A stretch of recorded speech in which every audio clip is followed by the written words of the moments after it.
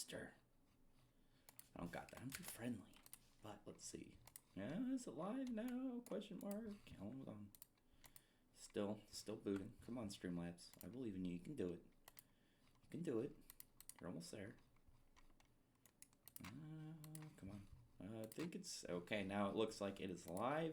And I just gotta post up the stream for some people, and then we'll get to going about stuff. We'll get to going.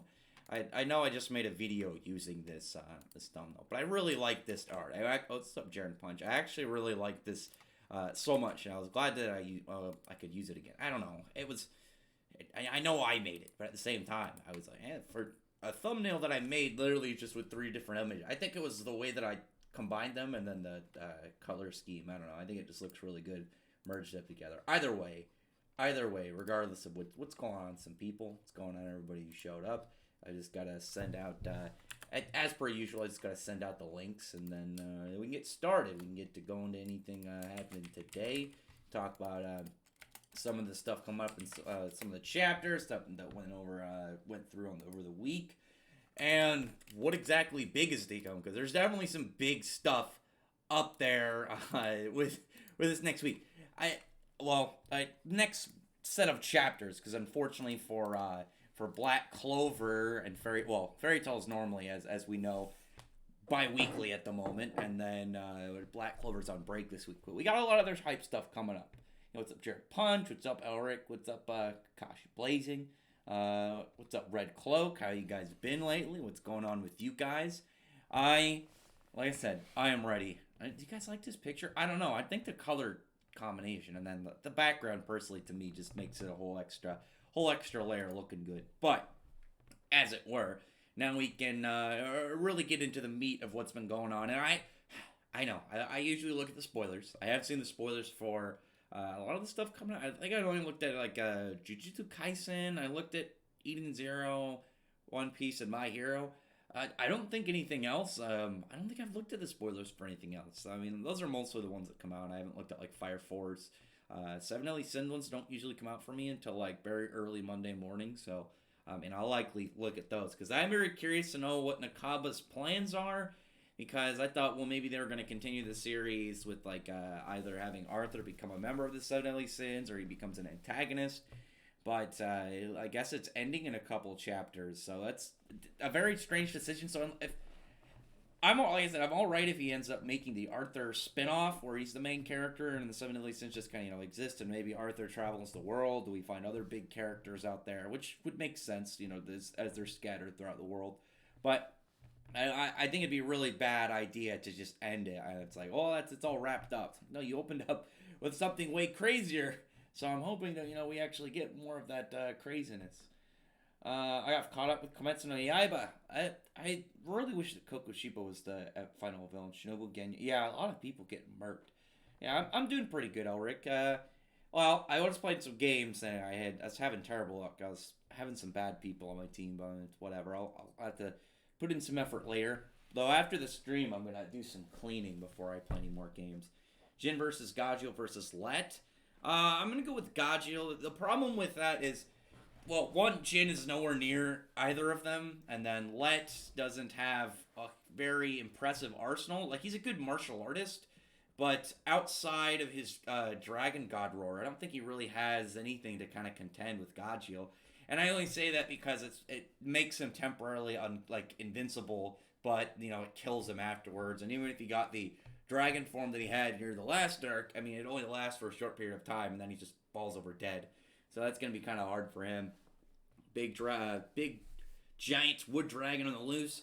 I am really looking forward to seeing the next one because, I don't think that Aldoron's going to die. I think it'd be really weird if Aldoron just fell over and it's like, well, that's it with that. I still see it as the White Witch taking him over and, having this new giant minion, this colossal dragon god under her command that she can, use at will. What about, what would your ether gear be like? I would try and go with some cool star stuff, because it's space. So I'd probably try and do some, cool, solar energy, maybe make myself, I guess it would eventually just be the Human Torch, where it just is, a giant mass of fire. Maybe something like that. I think something like that, or, or maybe something like different dimensions, like teleporting. I'm trying to think of what would fit with star stuff, but also, I've always been more accustomed to like the fire element of fire and stuff. So stars is an easy way to kind of branch into that for space. That's just what I'm thinking of. Other than that, I would probably go for something like maybe some like weird, like not alchemy, but maybe like what's the one it is? Maybe something that has to do like gene splicing. Maybe make kind of like what Weiss is with machines, but I do for like maybe living creatures and make like crazy space horror alien creatures like what is it, the not this, what are they called in StarCraft? What's the monster? Not the Zergs, because isn't that a specific species? And then you have the aliens. I don't know. I'd have to look it up. I don't know off the top of my head. If any of you guys know, you read the Death Note one shot. I thought it was weird to have it as a one shot. I'm very curious of what the decision was for the author of why it was just a one shot. Like, is he doing plans for later? Do he just really feel like this would be like a fun thing to do? I don't know. I mean, I guess you'd have to ask him in an interview, but it was interesting. I did laugh when it was trending and political. I thought that was hilarious. What's up, Zach God? How's it going, man? When Shiki, it's overdrive. I hope his hair grows longer. I am too. I actually, I remember, like, Haru's hair progress. I really like the kind of like post near the end Haru, I would say. Not that like he had like a long mullet for a little bit. Natsu kind of did at the start as well. I like Natsu's hair as it is. I have seen what Nishima drew as like the adult Natsu. I still thought was pretty cool. I didn't like his hair when he came back after the year time skip from Tara's to Albreath. I didn't like it long, but I really like Shiki's hair long because I think it like adds a little extra when he's doing like zero gravity stuff and just kind of floating around, and you have his hair either upside down or on the side. I just think it adds a little bit of extra spice to his character, a little bit extra flavor. Is an appearance. I mean, I'm hoping that we get like part where his hair will just grow back, and there's always like a part where it gets cut. I think that would actually still be pretty funny, but we'll see. We'll see how it goes in the next portion. Maybe it will be in the power up. If it's in the power up when he goes into the full body ether, or not even full body ether anymore, just overdrive is now we have the official name for it. If once we get at that, if in overdrive his hair is like so I'm hoping for like a green space energy. Like, it doesn't look like it has a shape. Do you remember like the original Super Saiyan 1 where it just looked like some big mass of hair, or like one unit of just glowing hair, not the not how it looks like afterwards, like during the Android saga, but how it looked back originally. I'm hoping that, but as like an energy, just like green energy, and then he's got like white little starlights over him. I think that would look really sick. I would really I'm hoping for something like that. But I'm still hoping on top of that, and I keep saying this, but I want the big stuff in Eden Zero, from what I'm hoping for, is more of their ships, and I'm hoping their ether gears will all fall into being more tricky. Just because, like, when you're in space, I feel like the emphasis on their spaceship is always going to be, like, heavy and stuff. And unlike, like Fairy Tail, they had their guild, and there was always, like, a uniqueness to, like, characters whenever you saw their guild hall. But that is more like a hub, whereas your spaceship, you're always going to be in, going from planet to planet and stuff. I haven't caught up yet with Demon Slayer. I'm a little bit indifferent on where it's at right now, but it could easily escalate. I'm just not a huge fan of like what the author is doing with Muzan. I like Kokushibo more. I thought he was a little bit more interesting, but we aren't finished with it. It could easily turn more heavily in Muzan's favor, but we'll see. Natsu versus Meliodas. Natsu would win. Meliodas, one, full counter wouldn't matter on Natsu, as we've seen. He's had his own fire reflected on him, doubled, like with stated doubled energy, and it didn't do anything to him. He already has like higher AoE. He's got a much higher threshold for durability. Meliodas gave up his immortality, so he doesn't have that anymore. I mean, when you look at it, Meliodas' biggest thing that he has, his Endura. We don't know if he's ever going to use it. I mean, it's an option, but it's kind of hard to even determine because it's something we know he has, but we don't know what his boost would be with it. We don't know if he'd gain any new abilities. I'm hoping for something like that. Like, that's one of the things about... Personally, I think the Endura is my biggest gripe with Seven Deadly Sins, just because it's something that you introduce that is almost never used, that isn't something very specific. Like, not like the Aetherius form. It's like, oh, no, that's something specific to the Aetherius demons. and Natsu is gaining a little bit of effects on it over time. Versus like Endura, you know about it. It's always like should be present for like high level demons, including Meliodas, but it's an all in or nothing technique that if he uses it, then like what's going to happen? Are they going to be able to reverse it somehow? Is it going to be controlled? Because that was what I was hoping was going to be the big thing for like the Demon King, and could be like Meliodas and Zeldris' things of being like demon royalty, is they could go into Endura and back. That would have been really cool, especially like then you could have more Endura while keeping your main characters one without having that whole permanent like aspect to it. Because then, like, what's the plan after that? I don't know. The Endura is that thing that will always bother me about the series. Shiki Overdrive will look more like a demon. I'm hoping so, man. I really want to see some of these overdrives because I like the idea behind it. From what I can tell, it just reminds me of something like nuclear fusion, and you're just like pretty much using your power on yourself to the point where you just become like almost like you change your composition to become like an energy being. That's just kind of what I can imagine, because you're altering the ether that makes up your body instead of just routing it, which I think is going to be pretty spooky. And from what I can tell, it seems that you merge with your power in general. Let's see. Oh, I got a little behind. Read that. Went into the volumes catch up with the chapter shown jump. I'll read it. I believe it's chapter 134 for Demon Slayer. Yeah, that's where was that at? I think that was near the start of this current arc. Actually, this has been a really long arc for that series. To anybody who has seen the Easy Sports for Next Show, Dragon Show, the GOAT, I knew he was gonna be crazy. He's a crime lord. He's a space crime lord. Of course, he was gonna be wild. I don't know. I'm waiting. I know it. I'm not gonna bring it up on purpose on some of these people, but I know it's gonna happen. There's gonna be some Eden Zero fans that want to say like, "Oh, it's finally getting dark and serious." I'm like Fairy Tail, and then I'll just post my normal response of Jalal stepping on people's heads and popping them like berries back in the Tower of Heaven arc when he was a kid, and it's like, I don't know about that. Mishima's not a super dark guy, but he wants to emphasize like brutality. He goes for it. I remember there's that part. I think one of the parts that was most surprising to me personally was back in Rave Master, when it was just showing what Demon Card had been up to, and you just see a bunch of dudes like that were hung over like an archway, and just because it was the imagery of that was really surprising to me. I don't know, like a lot of his dark stuff is pretty cool, and he's manages to make it intense without going a little overboard. But I don't know, that part always stuck with me. That's one of those ones that always just kind of got me. It's similar to like a Shalal using telekinesis to he kept slamming all those slave drivers against the wall, and just even after he killed them, he was just doing it after that point for fun, just popping them and splattering them all around. I don't know, but either way, really quick, I really appreciate you thumbs up the stream. Maybe like and retweet the tweet giving the link out. See anybody who wants to come chat and come hang out. Just wanted to show really quick. And as I've said before, I haven't mentioned it in a while, but it's something I want to mention, but I always emphasize.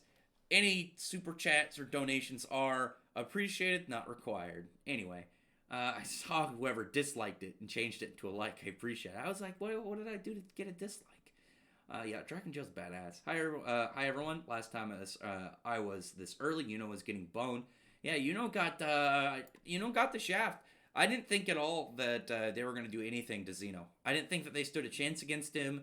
If this was way later in the arc, maybe, if it was like, maybe there were more than just them. The fact that there's 3 of them it makes it so much harder for the idea of them getting defeated at any point. And obviously they're going to lose in the end. But it's not like, for instance, the Spriggan 12, when Agil showed up in Magnolia, him losing was not a huge deal. It was a big step for them, but at the same time, we knew that he wasn't like a big deal. He was a big deal, obviously, in their empire, but not in the Spriggan 12. We knew who their big deals were. But it's like, well, you beat 1, there's 11 more. 1/12 of a loss is not that big. Plus, obviously Seraph and stuff. But then you look at the Dark Triad, 1/3. That's much worse. You lose 1/3, especially at the beginning of the arc, then it's gonna be heavier. Anyway, do you think Drac and Joe will be Laxus or Gildart's level? I mean, I can't really say at the moment because we don't have a power level ceiling for Eden Zero. I mean, the 2 biggest things in Eden Zero I guess we can look at 3. One is kind of weird is that big cannon that was made in Hermit's backstory. The thing with Eden Zero planets right now, they don't seem like the same size. They all seem to vary heavily. Like just thinking, because neither the planet Hermit was on or the planet that got destroyed looked very big, and then was that planet that Amira was on, that like candy planet, didn't look very big. But from that, oh, where was I going? Anyway, from that, you can't really use like a weapon to people at the moment. It's obviously like, early Fairy Tail, you couldn't use Ethereon for people without, any valuable reason. And then we got obviously stuff way later that made Ethereon look like nothing. But with Eden Zero, their biggest things are Mother, who is, as we know, or at least currently, is the top of the Eden Zero world. Out of all the characters in it, she's top dog. We don't know if there's anybody above her. And the chronophage, but the chronophage is time hacks. It doesn't damage planets. It messes with its time. You can't really kind of go at that. Whereas like the biggest thing in Eden Zero I can think of, we've got like some pretty nasty like attacks destroying buildings, but there's not a lot of big damaging feats in Eden Zero that we can really use. So far, it's been more emphasized on things like characters like power versatility. Like Shiki's whole power emphasis has been his mobility. Shiki's got some good feats, but they've been very heavily on his ability to be, he just has super free movement, gravity manipulation, as we've seen. Same thing with like Jin. Wise is just on like the like amount of flexibility of his power.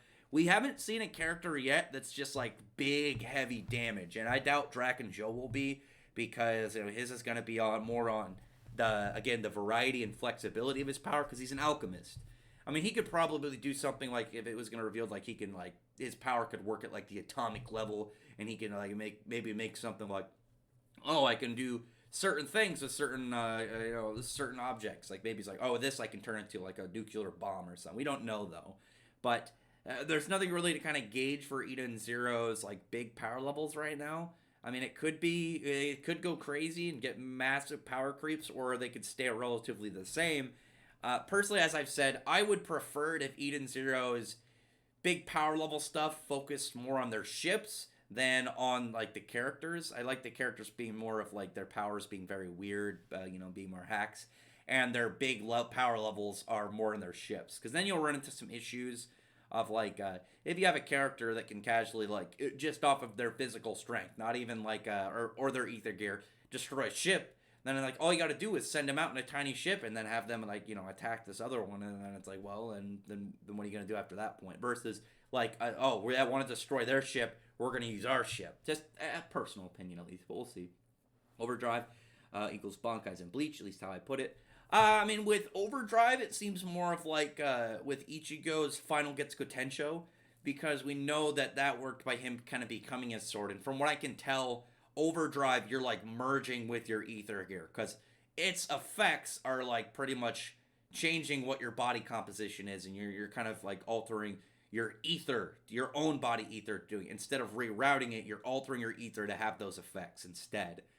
Because we know ether gear, the lines, it's rerouting it to do specific things, whereas with Overdrive, like I said, it seems to be merging with it instead. It's making your ether instead, like saying, hey, do this, it's hey, become this. I love Morris Overdrive is like basically unlimited blade works. I like the idea of it being more like, just off the top of my head, do you remember Sayla, like her Ethereus form when she's got the swords for legs? That would be really cool. I'd like something more like that, where you just have this, she can maybe change her body into swords. I think that would be a lot cooler than just tons of swords. If she could just like, straight, grip her hand down, arm becomes a big ether blade. I think that would be sick. Because then you'd be able to do a lot more flexible stuff with it than just sword spam. Maybe she could do like a cartwheel, and then her limbs are all blades. Maybe she can do like a front flip, same thing. And then it stops being like, because I think it would also be really cool, because if you're merging with your powers, similar to how like they say like your weapon is like an extension of you, it's like at that point it actually is, because you're merged with it. That'd be pretty sick. Rex, you've read the manga I'm a Great Priest Imhotep? I don't think so. And is modern day Japan to take down fake God? I'll look into it. I don't think I've seen that. Egyptian style? Yeah, I'll take a peek, man. Eating a fat... Wait, what? I missed... Where's the eating a fat burrito while I watch this? What kind of burrito is it? What kind? Name fairy tale characters that would be considered arcane stage. Well, Arcane Stage is really weird because it's not a power level thing. It seems more like a wild card. And with that, like, there's a lot of magics in Fairy Tail that could probably fit into it. I think the easiest thing would be like anything that is like any lost magic probably would be. There's so many powers in Fairy Tail that are wild cards because when you look at it, most magics in Black Clover are very systematic. Black Clover's magic style is more like a video game's like skill set. Like, oh, I have this. There's certain abilities that anyone can learn that just kind of like is a. It's more of like a supplement boost. You know, something like Mana Skin, like Mana Zone and stuff. Whereas like, and then you have like, oh well, you unlock more magic along your own branch, but mostly you are set in a specific type. Whereas Fairy Tales is more like it's kind of more like a tabletop RPG. You have a lot more freedom with it, and there's a lot more weirdness to it. Because literally, like Black Clover, you've seen people before they get their grimoire. You know, can still use wind magic. Your magic, when you get your grimoire, is what you're set with. Whereas Fairy Tail, you can actually create your own magic. You can make your own type. Like archive magic was brand new when it wasn't be a zero. Was it zero? No, it was Crawford. Crawford, I think, made it. Was it Crawford or Brain? One of them made Archive. I think it was Brain. And yeah, Brain I think made it, and then Crawford had the Super Archive. I can't remember off the top of my head for sure. I'll have to go back and look. It's been a while since I looked at. I looked at it. It's that's one of the only things that really is like a magic. Well, then you get stuff kind of like Warren's Lacrima, telepathic Lacrima that are pretty much just smartphones. But you know what I mean. It's the idea though of it is with Arcane Stage, it seems to be anything very kind of weird and out of the norm for Black Clover magic, whereas most Fairy Tail magics would fall into that. There's obviously normal just magics. I mean, I look at someone like Juvia. Juvia is a pretty strong wizard, but for the most part, her magic is just water magic. Whereas if you pulled someone like, it's off the top of my head, actually Oltier's, being able to manipulate the time of objects, or Merity with her multi sense.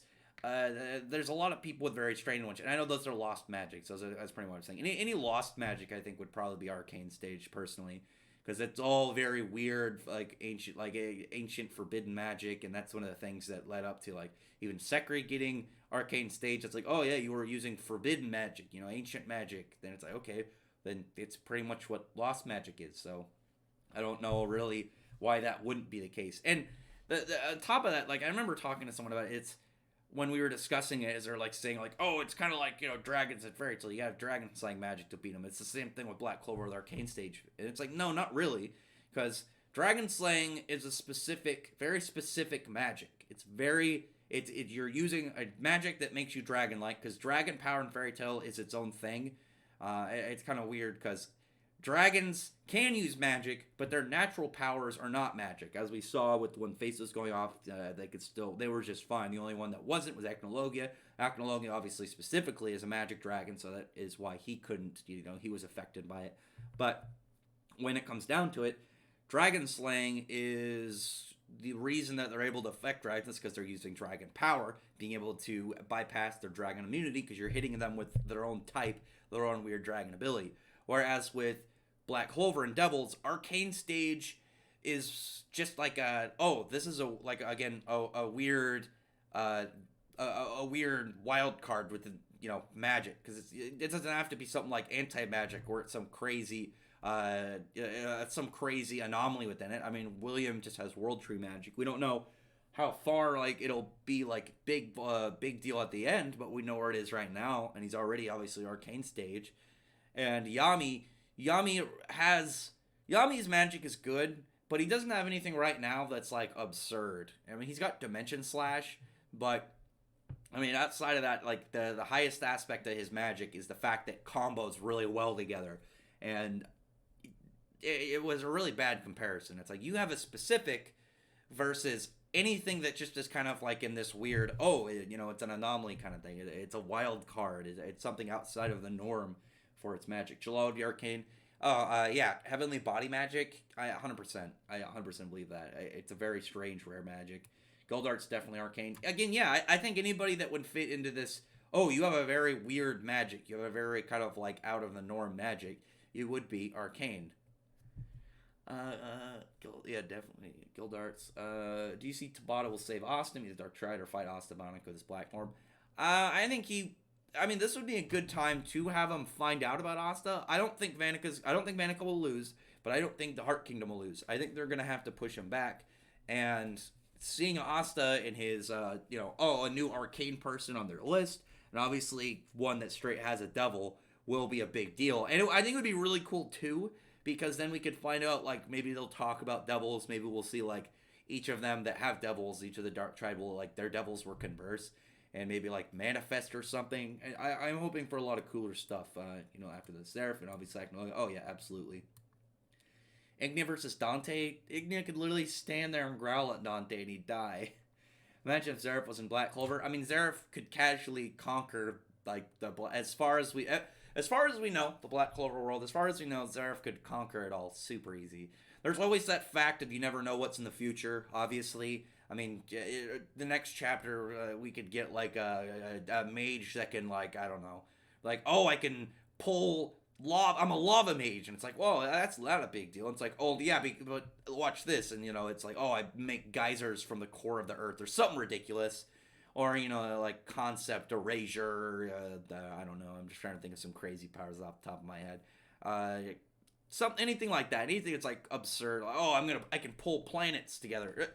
That's unlikely, but it's always possible because it is what the authors decides to do. But yeah, Ignia's not going to touch him, and Zeref would just walk through him. Zeref's too broken for Black Clover. You don't need to hug. You don't need someone to calm him down before he's going to end up going like in a dark path. Oh, you accidentally disliked it? You're a monster. I'm really nice. I don't want anyone to dislike it, but I can't tell you what to do. Could Osa's Demon Destroyer Sword remove Zeref's curse? Well, no. Zeref, for one, Asta, have we seen him remove curses? Because we know Black Clover, they said curses were different than magic as well.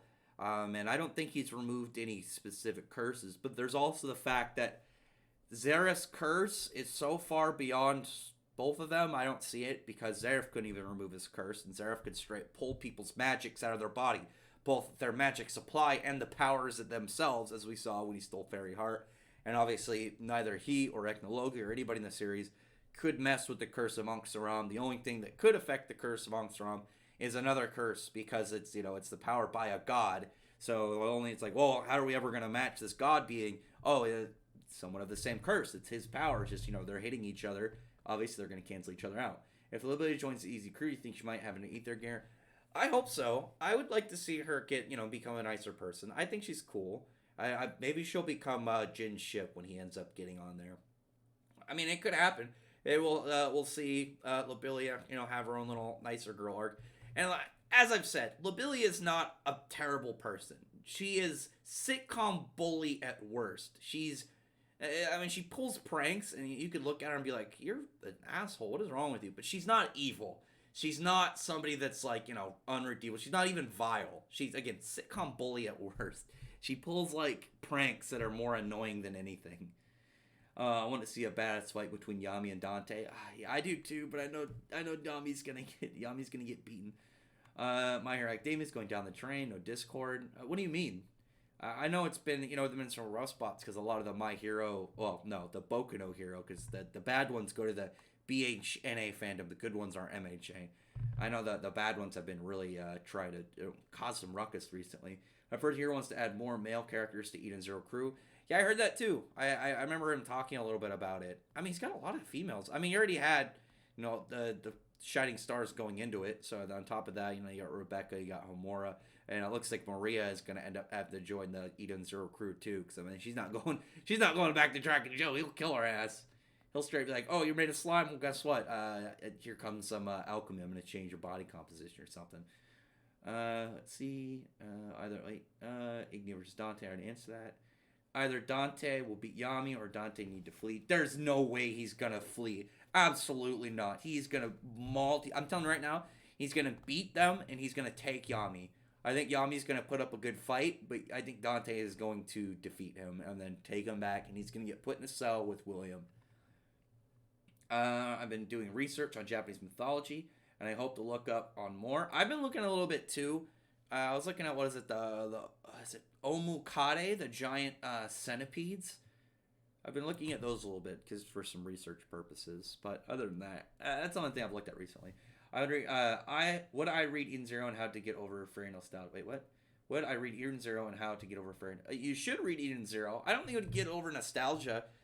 I mean, there's normal kind of themes, general shonen themes and stuff. Obviously, Hiroshima likes he likes camaraderie, he likes friendship, and characters having tight bonds. But other than that, there's not a lot of moments in Eden Zero that feels like Fairy Tail. Somewhere like there's not a lot of parts in Fairy Tail that feel like Rave Master. They have similar just general vibes that you can get that you telling that it's from the same author, but they all three of them feel like their own journey, and I that's one of the things I really like about Hiroshima. And I don't think people give a lot of him some credit when it comes to stuff like that. It's how he's able to write these series while still having the consistency of having that same feel of the same writer, but all of them differentiating them from each other. Reminds me of Dororo. Is that the? I know there's the one about there's the racing one or not racing, the chick on the motorcycle, and then there's the scary one with all the horror monsters. I want to check out that horror one. It's one of those ones that have been in my list forever. Black Hole's Vice Capital will debut in its next chapter or 241. It's a possibility. I don't know if I know that Tabata has mentioned that he hasn't shown the vice captain yet, and I'm wondering if he's going to end up like sticking to that and revealing it, or if it's going to be like maybe he just hasn't picked one yet. And it'll be Asta or something. It's one of those ones that he could go with either, and I'd be pretty happy with. Not, but I'm in the first part of named Imhotep. Well, I'll have to check it out. That would be dope. Sidarius. What? I don't even know what you just said. I wonder if there's going to be like a Mihawk character in Eden Zero. Maybe that was it Jaguar? Was that the guy's name?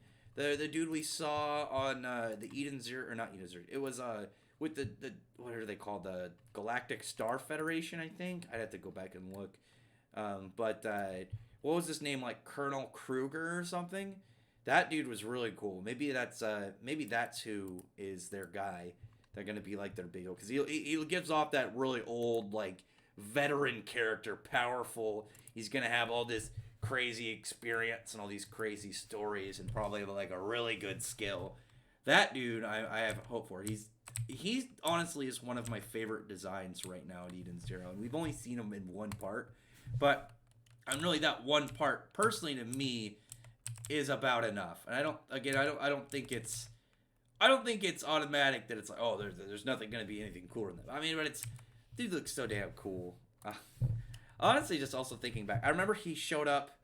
I think it was right before we found out about Draken Joe, and I think he's back too. Draken Joe's design looked a fair amount different at the start. I mean, there are a lot of different designs that look different when they first show up, which isn't it's not uncommon, so it's not like it's not a big deal.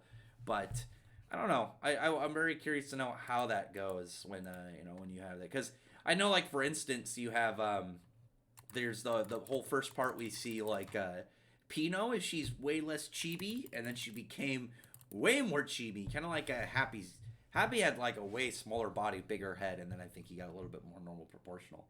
But I am hoping for someone like that, some cool like legendary guy. Maybe one of the Knights of the Dancing Sakura will end up being like that. What combination attack would you give Asta and Natsu? Wouldn't the Demon Dweller's Sword be a better suit for combo attacks with magic?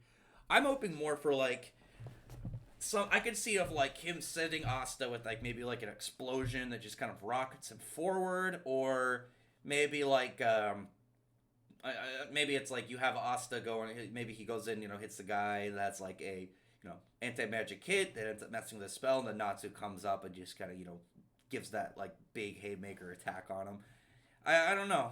There's this little bit weird because I mean you could do something like that, put it like just put power into Asta's sword, but and then it's like, well, all let's do is just give him a big fiery slash. Maybe like a really cool like just like a double like hit and slash at the same time, like one comes up from high and one comes low, and you just have like a double strike. That would be pretty sick. Something like that I think would be pretty badass. I'm trying to remember what chapter we first see Draken Joe. Because that was the first time we saw that one dude, that one, the guy that I'm talking about. You remember from the whole like what are they called? They're space military. I can't remember. It's been a while since we've seen them. They're kind of like weird in the series because we don't really know much about them. But obviously they exist. They'll probably be a bigger thing later. But as it is right now, I can't remember if the guy's name was Cougar or Jaguar. I just remember it was like something with a big cat. Looks like we're about to get some narrow filler. Yeah, I saw that. I'm actually really intrigued to see that. I'm perfectly happy to see some narrow filler. Like I do like that. I do like. I do want to see some of that. And even though, like I said, it's filler, but it's one of those. Oh no, it was way after. I was thinking like right after the first part where we saw like some of those guys like Justice, but it was after Gilst because it was after the planet got messed with. That was it. Okay, which was what? That was like in the late 20s.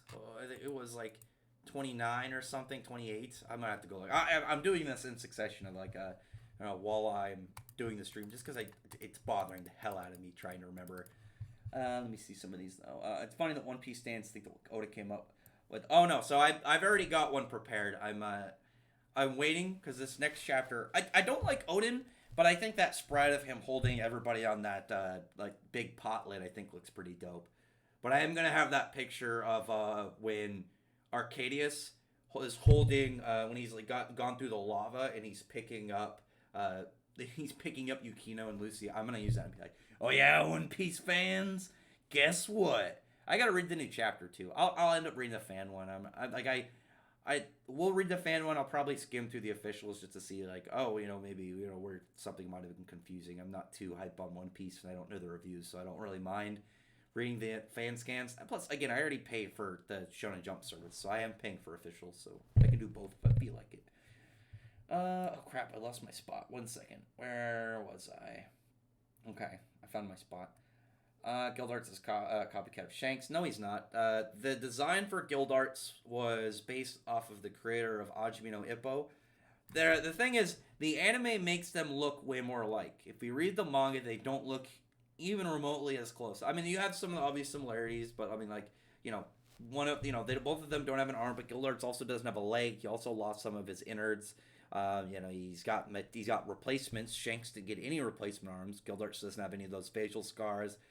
His hair's not supposed to be that color that is in the anime. It's supposed to be a brown. It's like it's supposed to be only like a little bit lighter than Kana's hair, and that was the hint that that he and Kana were related was the brown hair. But no, they're not really They're not really that comparable. Especially like when they don't even have similar. I mean, they do have a little bit of a role, like an idol for the main character. But Luffy doesn't really talk about Shanks, and though Natsu does look up to Gildarts, he doesn't mention him a ton. He's obviously like a big deal to him, but he's not somebody he's constantly like referring to. And Gildarts isn't nearly as high placed within the fairy tale world as Shanks is with One Piece. Like Shanks is one of the strongest people on the planet. I mean, you can say that with Gildarts, but like Shanks is in the top couple, whereas like Gildarts is strong, but I mean really the top 10 spots are gonna be like, well, if you count. I guess you don't count some of the dead people, but you still have all the dragon gods. You still have the White Witch. I would, I had this feeling that Georg is stronger than Gildarts, so I can't really use him right now. That would be really sick. Could you just imagine? It's just two meatheads fighting. That would be a sick fight. That's what actually now that I'm thinking about. That's why I hope that fights Gildarts out of them. I mean, he's not a Dragon Slayer, but it would be cool to see a Dragon Slayer fight a non-Dragon Slayer and actually lose because. I'm trying to think right now of anybody fighting a dragon. Are there any parts where Dragon Slayer enemy versus non-Dragon Slayer good guy? Not in the main cast. I know we saw go up against some of these guys already, but I mean even out of the ones like Kyria lost to Laxus, Wraith lost to Natsu, Nebo lost to Wendy and Irene. I'm trying to think off the top, man, out of any of the straight losses for Dragon Slayers. I have to go back and look at spots. I can't think of any out of that. Hiro was actually an assistant of Oda. No, he was not. That's actually not true. Hiro Mishima has never been an assistant to any other mangaka. He is renowned for that. He never was an assistant to Oda. That never happened. Never happened. That is a rumor. It is not true. Hiro Mishima was never at any point an assistant to anybody else. Oda was an assistant to the guy who made Rurouni Kenshin. Mishima was never an assistant to Oda. Do you see Chainsaw Man getting a volume coming to West? I'm excited. I'm gonna order it. I can't wait to put Chainsaw Man on my shelves, man. I love Chainsaw Man. I'm super stoked about that. Which reminds me, now that you reminded me, I need to go to my Amazon cart because the next 200 Years Quest volume is going to be out. Comes out on the 18th. I'm going to order that. So I'm going to get the new Eden Zero volume because, oh, the Eden Zero volume comes out as well. I haven't got the new Black Clover volume and Jujutsu Kaisen volume 2. So I'm going to order that as well. What's that, like 40 bucks? Yeah, I'm going to buy that real quick. I forgot about that. I wanted to get that, but I kept forgetting about it. I do have Amazon Prime, so hopefully I get it like the normal time, and then hopefully, yeah, should be able to get them both at the same. Anyway, getting boned. I mean, yeah, you got back to it. Can we move on to Black Clover? Like, you can ask any question. I'll answer any of them. I'm just going order. If somebody wants to ask a question about something outside of, the normals, Fairy Tail or Eden Zero, Black Clover, they can.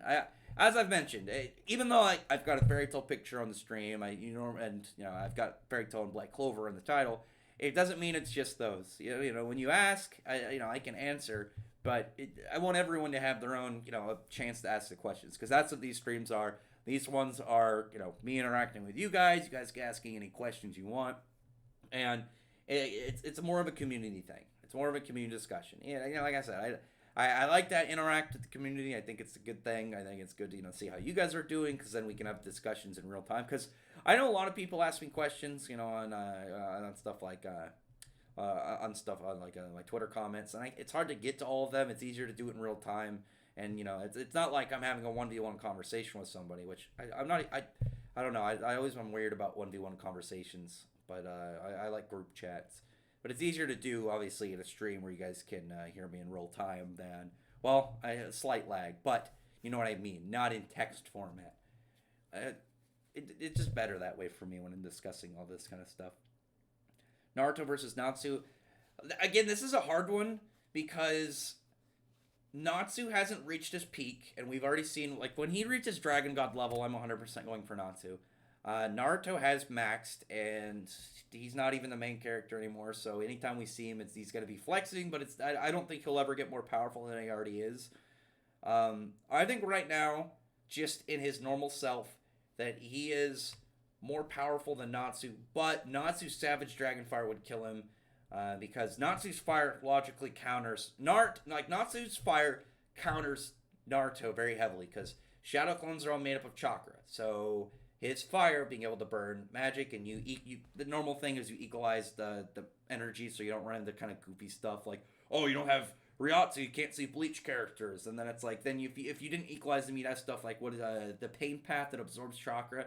You'd be like, oh, you can't absorb magic. I mean, you have energy systems that are very similar. If they're similar enough, then you should be able to assume that they're on the same stage if you combine these two verses in this fan fiction setup. But Shadow Clones, Naruto's Biju cloaked forms. He's literally wearing stuff that for Natsu is flammable. His Rasengans and Rasen Shurikens. His Savage Dragon part, that connects Naruto's dead. I think Naruto wins more often than not right now, but once Natsu achieves that Dragon God level, I think that's over. Because not only will he be more powerful, but he also his fire will counter him. But I would say Naruto more often than not at the moment. So, but we will see. Will you have a Discord? I'm still considering it. I want to finish setting up Patreon, and then I was going to have that as like the $1 tier, because I don't really have, it's not like I have merchandise or anything crazy, so I'd be like, oh, maybe like a $1 tier would just be like, oh, you can throw me $1 a month. Cool, we'll have a Discord. I need to get it set up. I don't know, I've just been procrastinating on it, because it's kind of weird, and I don't know. I'll finish at some point, because also I still want to get other stuff involved. Like I was gonna do maybe a $3, a $5, and like a $7 tier, but I don't really know what to put in those other ones right now, because it's not like I have merchandise, but I want it to at least feel somewhat, somewhat fair that you're giving me money, something to give back. That's the plan at least. And I was gonna do 1, 3, and 5, but then I was like 7. 7's a fairy tale number. I gotta go with 7. I don't really know what to give it that. I was thinking maybe like a reading log in the Discord or something. I don't know. Well, once I get to it, probably I'll have something on there. I'm trying. I can see your last name, Williams. It's super easy to pronounce. So I'm trying to figure out your first name. Tolini. I don't know. Zoro versus Sasuke. Oh, Sasuke. That's not very comparable. Like, the thing that's very unfortunate for Zoro is he doesn't have any powers. He is just a straight swordsman. He doesn't have anything really outside of durability and strength. So when you have run into somebody like Sasuke who can Amaterasu and Susanoo, so good luck getting past that.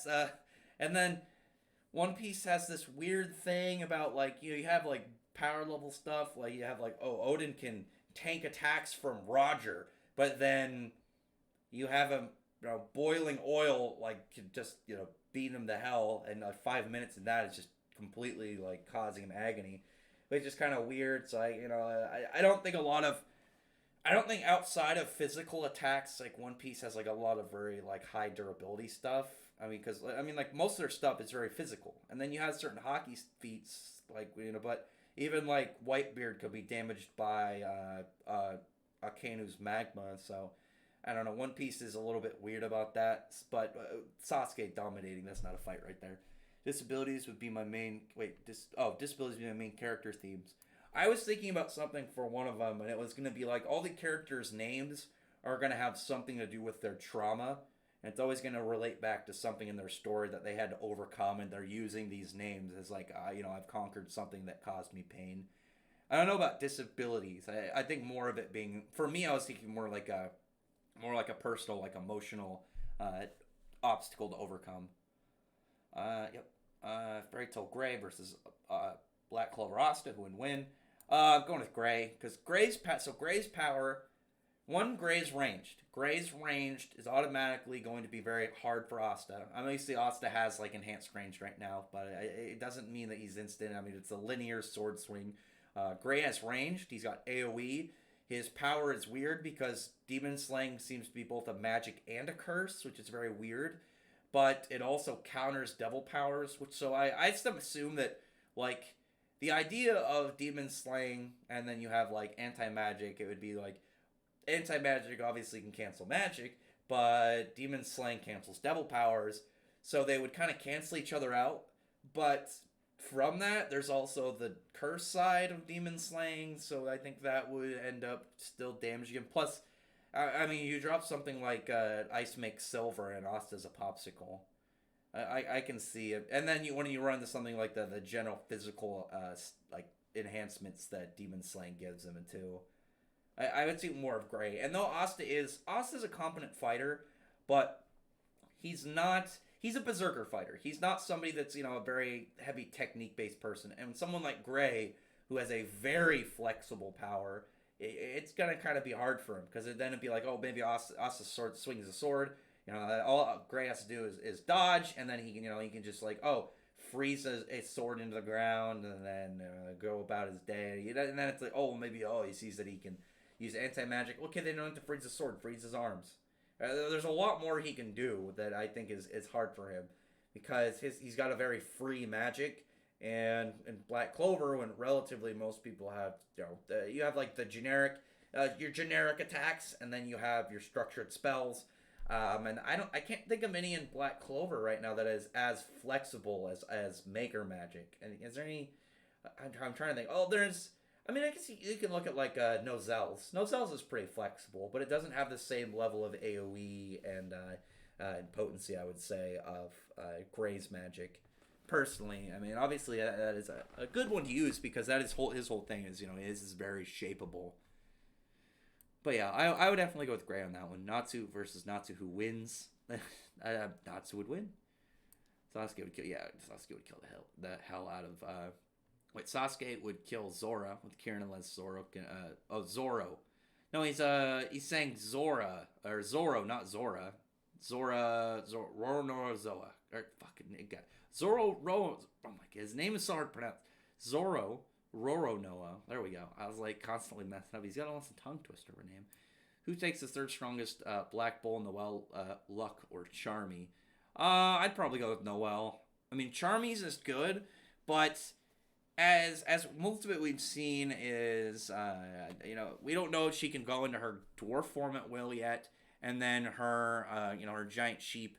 Outside of it just being like a big heavy, she's more of a support mage. And then, obviously her bull is, a big heavy summons.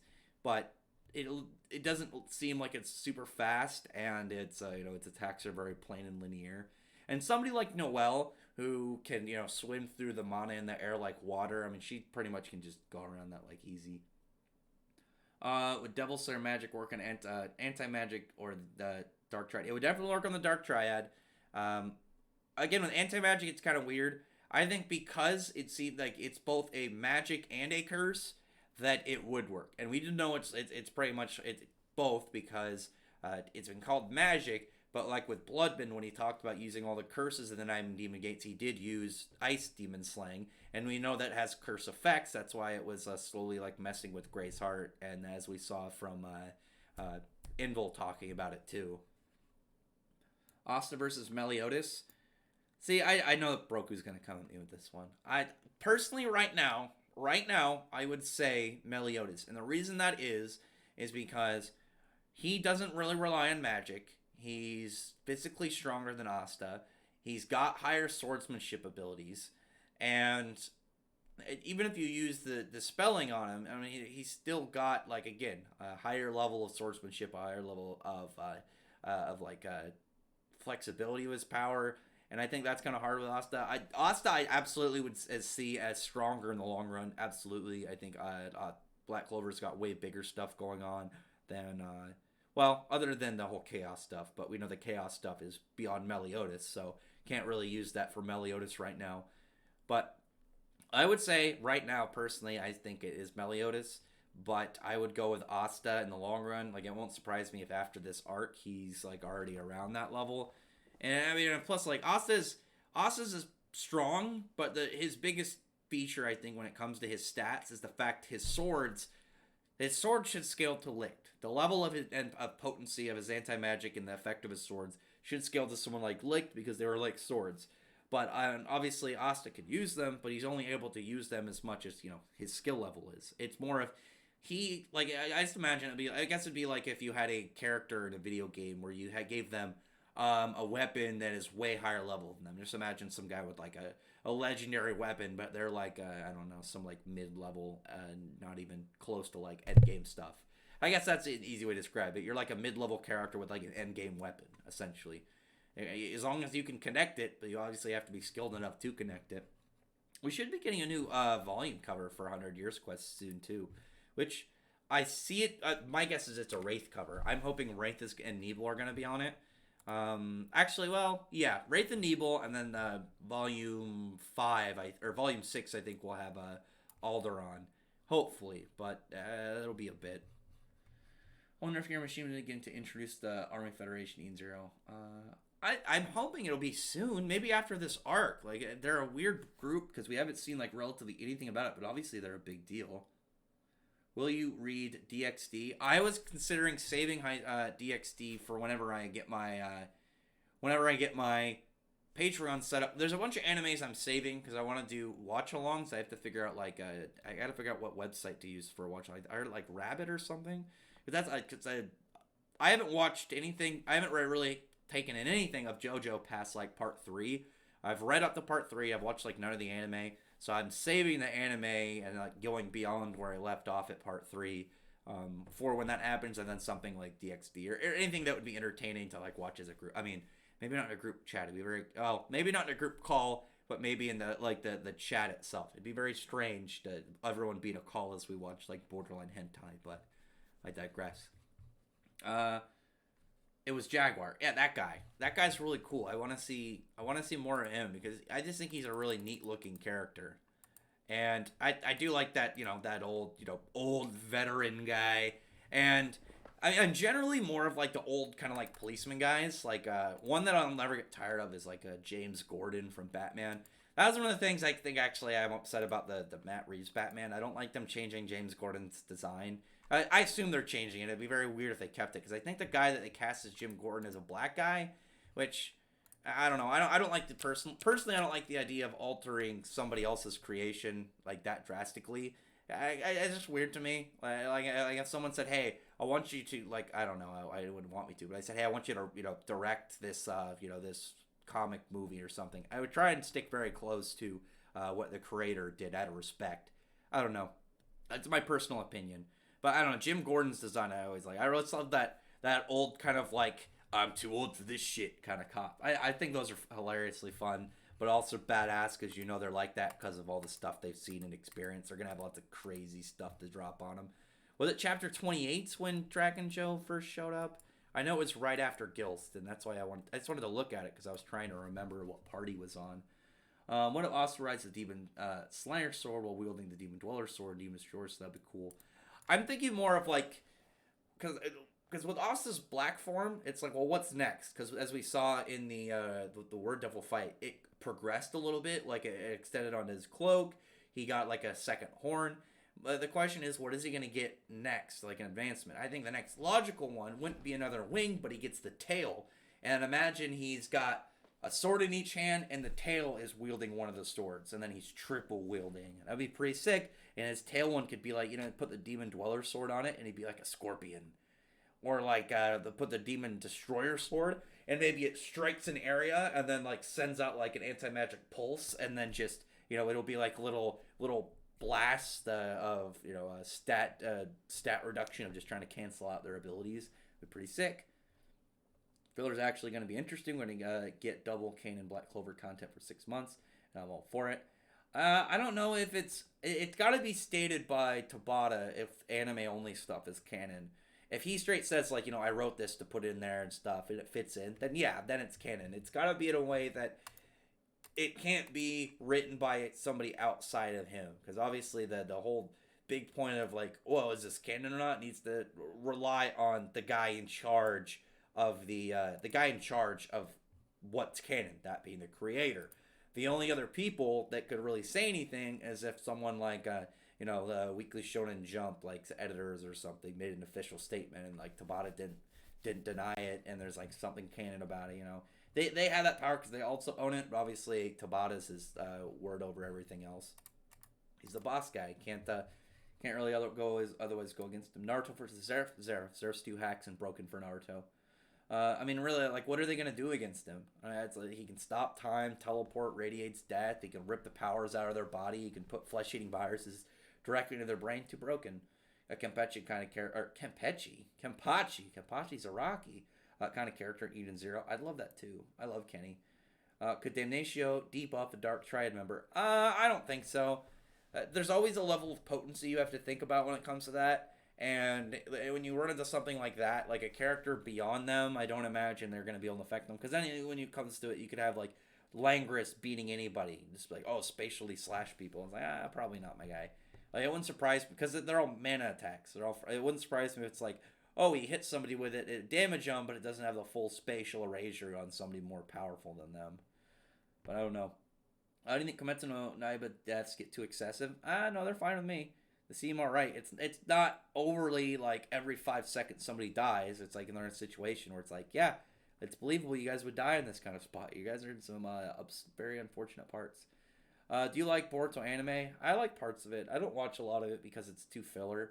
I like parts I like Rock Lee's son. I like Gaara's son. I like Joji's daughter. I think they're pretty cool. There's too much filler for me personally, and the manga's so damn slow. Yami gonna have to take a big drag of his cigarette before he takes on Dante. Oh, that'd be pretty sick. That'd be an awesome way to start the fight, is if he's just like, or maybe the way to end the fight is he just takes out another cigarette and takes like one full drag of just like all the way from light to the filter and then out. It's just like, God damn, man. And he's just all ready. Maybe that'll be what he does to focus him for using Monozone now. That'd be pretty cool. Let's see. Burn Boruto. I don't hate Boruto. I don't like the anime because it's slow. The anime's just so damn slow. You think Muzan is a boring villain? I don't think he's boring.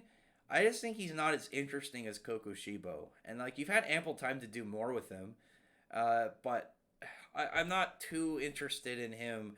I would much rather see Muzan or Kokushibo. I think Kokushibo had a lot better a role in the story, and the fact he kind of mirrored Tanjiro in a lot of ways is what I would have preferred as like their big final villain.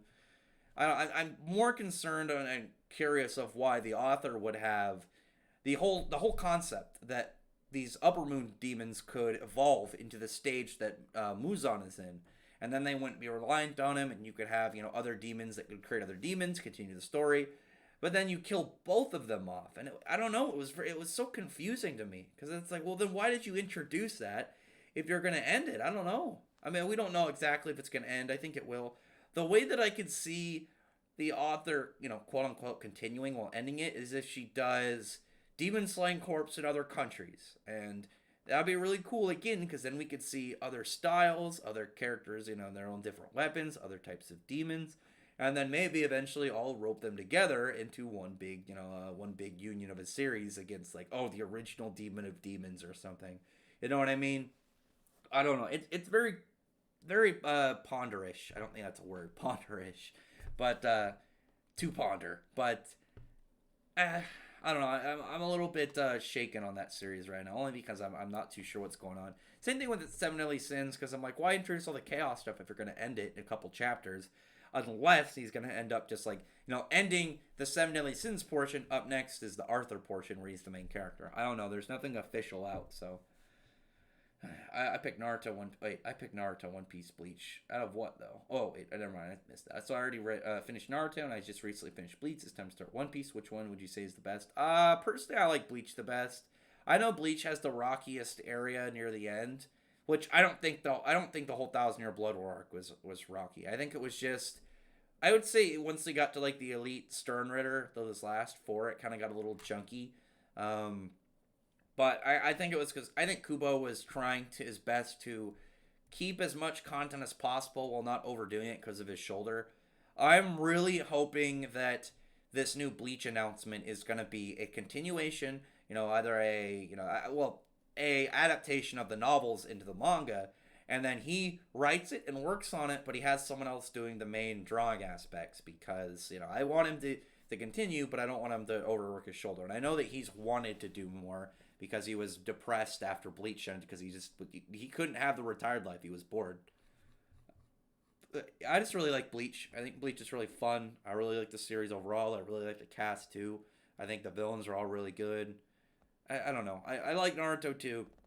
But something about Bleach always stuck harder with me. You see the Eden Zero spoilers? Yeah, dude, they're pretty vicious. I didn't see them beating Draken Cho this early. The only way that I could see them like teaming up and beating him was if Shiki and Jin like grouped, but it doesn't look like it's gonna be like at the moment. I'm curious to know what the plan is gonna be for whether or not Weiss loses an arm. I could see him losing an arm and getting a robot arm, and I think that would be really cool because then he's always got technology on him. Plus, he could do lots of cool stuff with it, and straight have like be able to like while fighting reshape his arm in real time and do a bunch of cool stuff. Him, I could see losing an arm because he's not as limited to it. It'd be kind of weird versus like Gray, where Gray could with one-handed ice making, but we know one-handed ice making is unbalanced, and he shouldn't be doing that unless it was real like, oh, you can only do one-handed ice make once you've like fully mastered it, and he's like finally reaches like what he would consider like the perfected technique or something. And then, well, I mean, you could have done that with Musica, but I don't know really why you'd want to. I think it fits Weiss more if he's lost an arm, just because then you could play that into his character and make his different. Because right now, he doesn't have like a personal character arc. Like when you look at Musica, we know Musica and everything going on with like the whole thing with his family and his family name, the Silver Ray and everything. Then you look over at Gray and the whole thing with Gray's family backstory with Deliora and I always get some of that mixed up because it was and then they kind of called her. I think they called her Ol in a couple parts, so we know that is called. She's called Ol Tier because she's the tier of her mother, but I think it would work for him because he doesn't, like I said, he doesn't really have a character arc right now, and dealing with having one arm. Wait a minute, hang on. Doesn't the Doctor have one arm? All right, let me see. Eden Zero poster. I'll just put that in. I'm trying to remember now. Didn't the whole professor guy have a robotic arm? Yeah, he does. He does have a robotic. I completely forgot about that. He does have a robotic arm. So then, it looks like he is gonna lose his arm. I completely forgot that he's missing an arm. Was it shown in the whole flashback when you see like Rebecca, how she got Happy Bot? I completely forgot about that. Hold on, I'm gonna get back to these comments. I do really want to see this because I completely spaced on that. I forgot the dude had one. How do you think the Mystic Force Power Rangers would fit in the fairy tale world? Oh, they'd be an awesome crime fighting team. Be awesome. I'm curious to know like what their like who would that? I mean, well, Optimus would be dangerous for the fairy tale crew. I mean, he's pretty much Acnologia, but a massive demon as well. But he has a limit, unlike Acnologia, what he was able to eat nearly as much. So we'll see how things go in that aspect. He will be he'll be remembered. But I mean, Optimus is. I mean, he was powerful, but he wasn't nearly as like high end as some of the other villains when you ran into characters like Lord Zed or Omni or Queen Banshira. Let's see. Luffy versus Ichigo. I'm going with Ichigo for sure. Those aren't me. If you had to choose the combatants for Record of Ragnaroks on the human side, who'd you pick? Abraham Lincoln, dude. Abraham Lincoln. I would love to see Abraham Lincoln. One of my favorite movies ever, and it's a super B tier movie, is Abraham Lincoln. Vampire, was it Vampire Slayer or Vampire Hunter? I think it was Vampire Hunter, where he's got the whole. I mean, really by the title, Abraham Lincoln hunting vampires. But there's the part where he's got like he's fighting one of the vampires, and his whole weapon is his axe, but it's got like liquid silver, laced all over the handle, or not the handle, the blade. And then he's fighting the guy, and the guy thinks he has him, and then he just pulls up his arm or his gun, or sorry, his axe, and the bottom pops off, and there's actually a silver bullet in there he shoots with. That was awesome. I love that movie. It's a silly movie, but it's fantastic. It's one of those ones that it's like a weird premise, but afterwards you're like, man, that was pretty worth it. Yeah, I would pick Abraham Lincoln.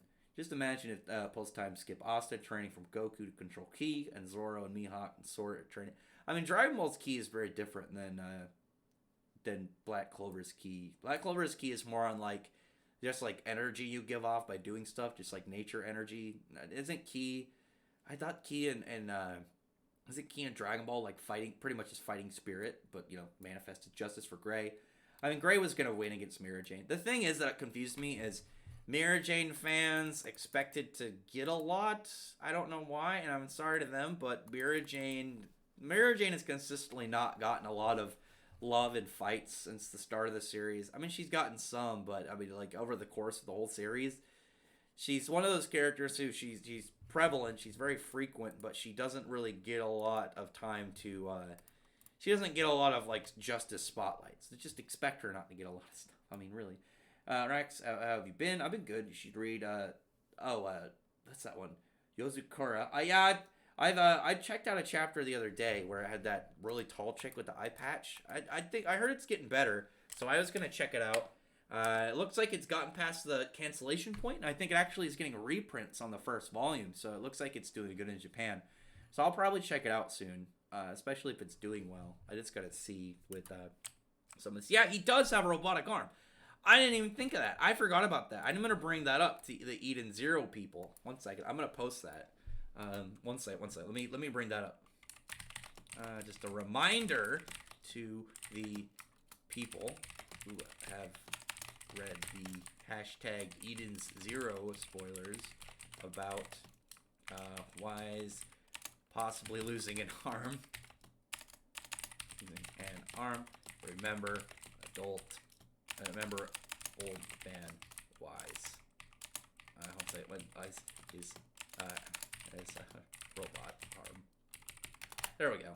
I just figured that was important to post just because I didn't think about that. I was like, well, maybe he'll lose an arm and maybe not. I mean, you could do stuff with it. And then it's like, oh yeah, he's actually shown with a robotic arm. So I think he's pretty much fucked. He's got to lose his arm, I guess. But yeah, Dorothy Dream Magic and Paint Magic. Oh wait, I still think Finral has one of the coolest magics. I mean, it's just portals. I mean, portals in general, spatial magic. That's just cool as hell.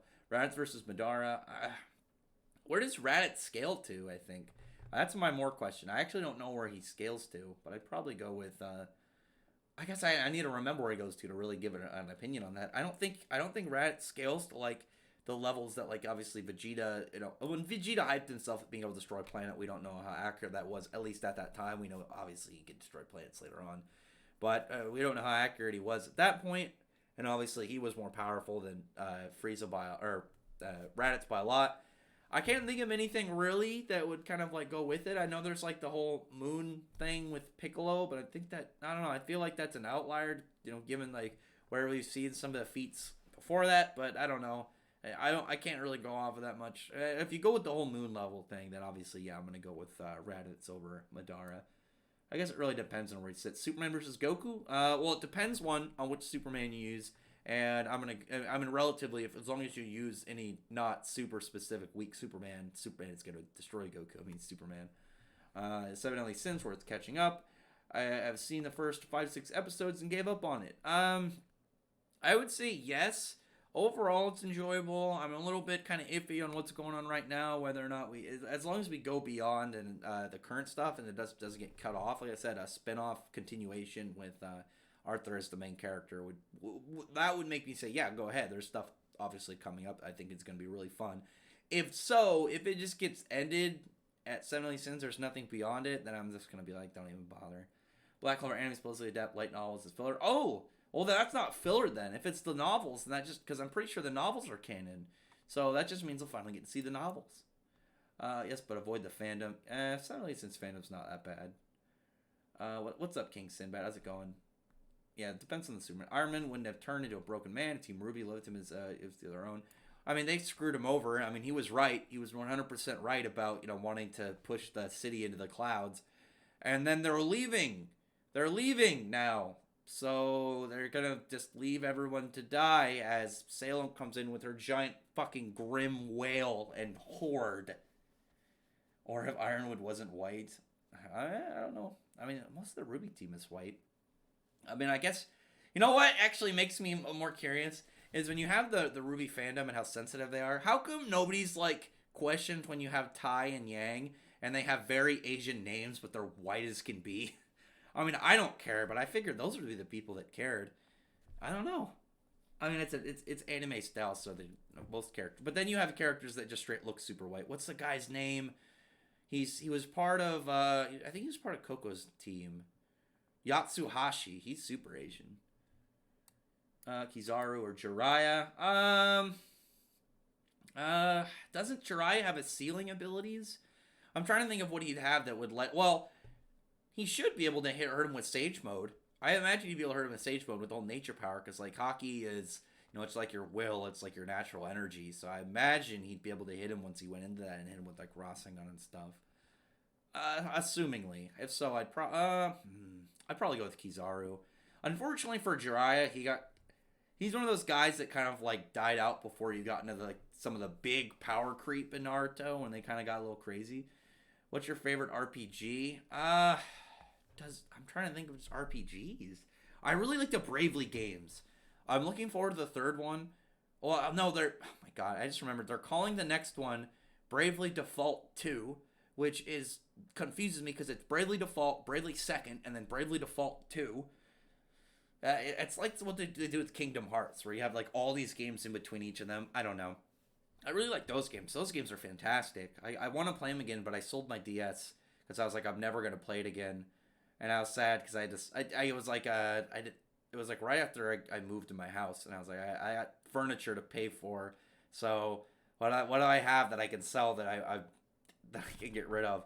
And it was either some of my more valuable Yu-Gi-Oh cards or my DS and my old Pokemon games. And I had back to Diamond when Diamond first came out, and I had my Manaphy that I got from Pokemon Ranger. It came down to it, and it was that or my Yu-Gi-Oh cards. I'm selling my Pokemon stuff. I don't care. I couldn't sell my Yu-Gi-Oh stuff. I have my Red Eyes of Black Dragon, Legend of Blue Eyes set. Not first edition. If it was first edition, I'd be a little bit more tempted because it'd be worth $1,000+.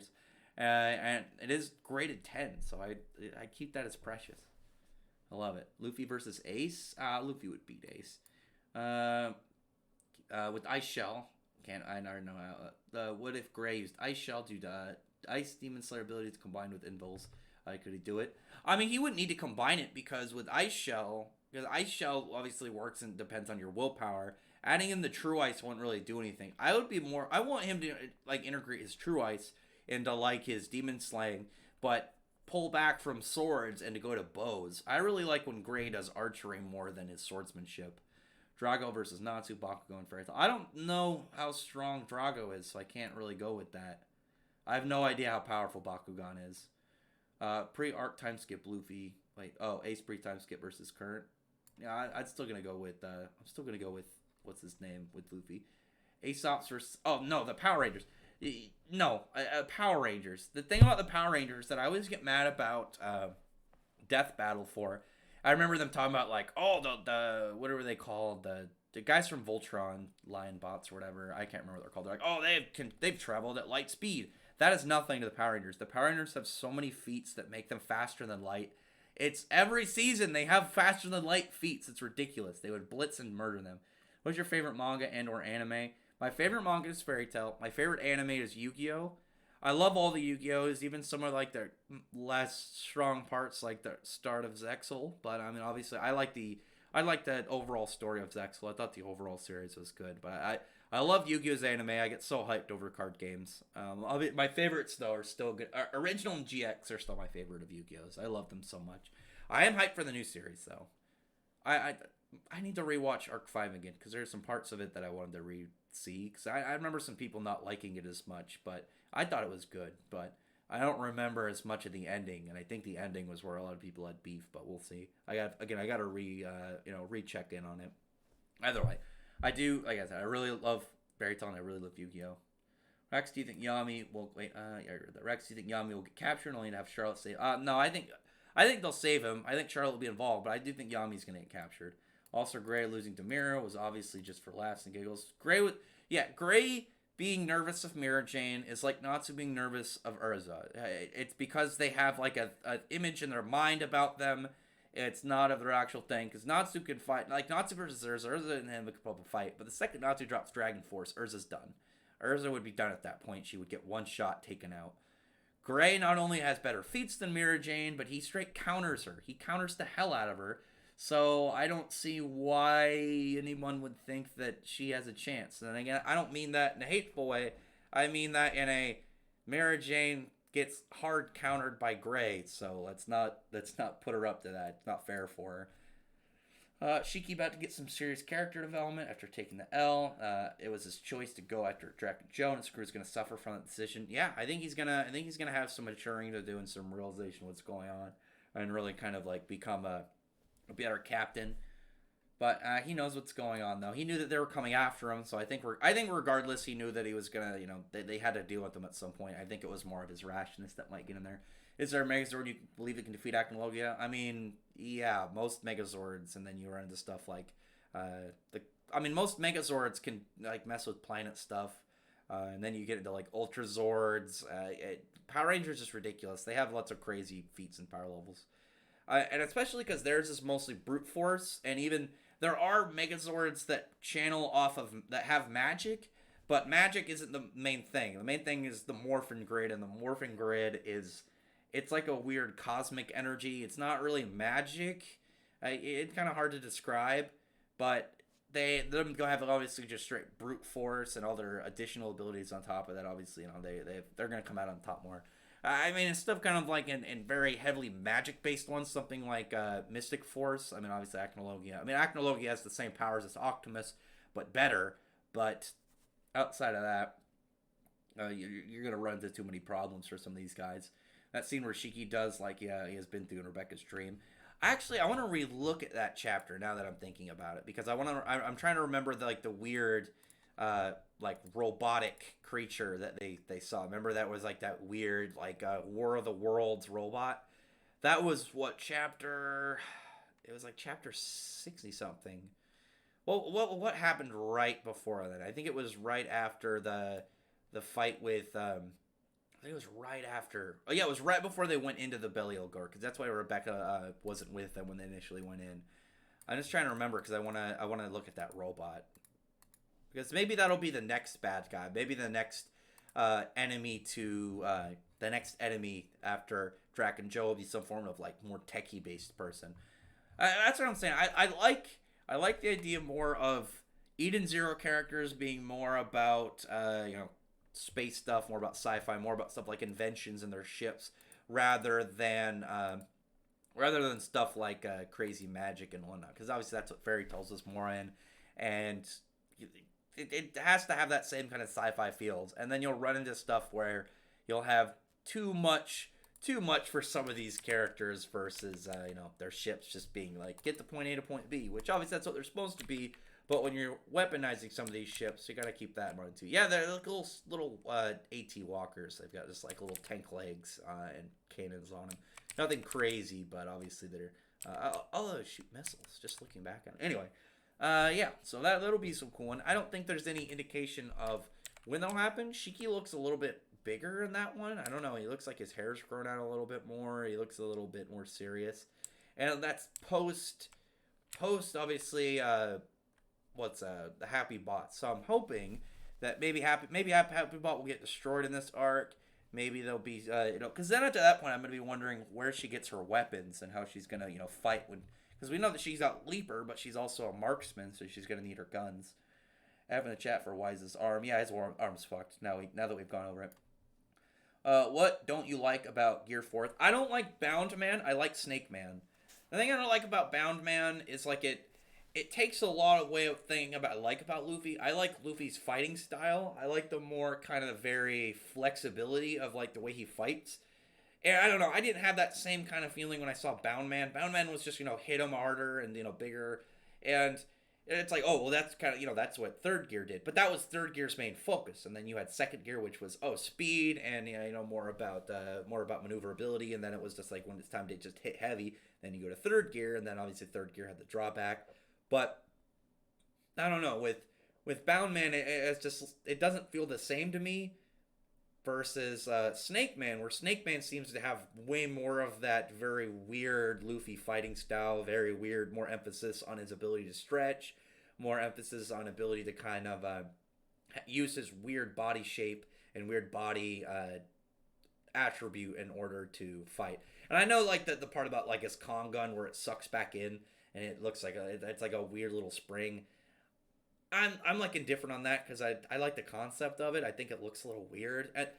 I won't lie. When he does it with his head, I think it looks dumb. But and what is it with his? Also, he's got the flight where he brings in his legs a little bit and constantly shooting them out.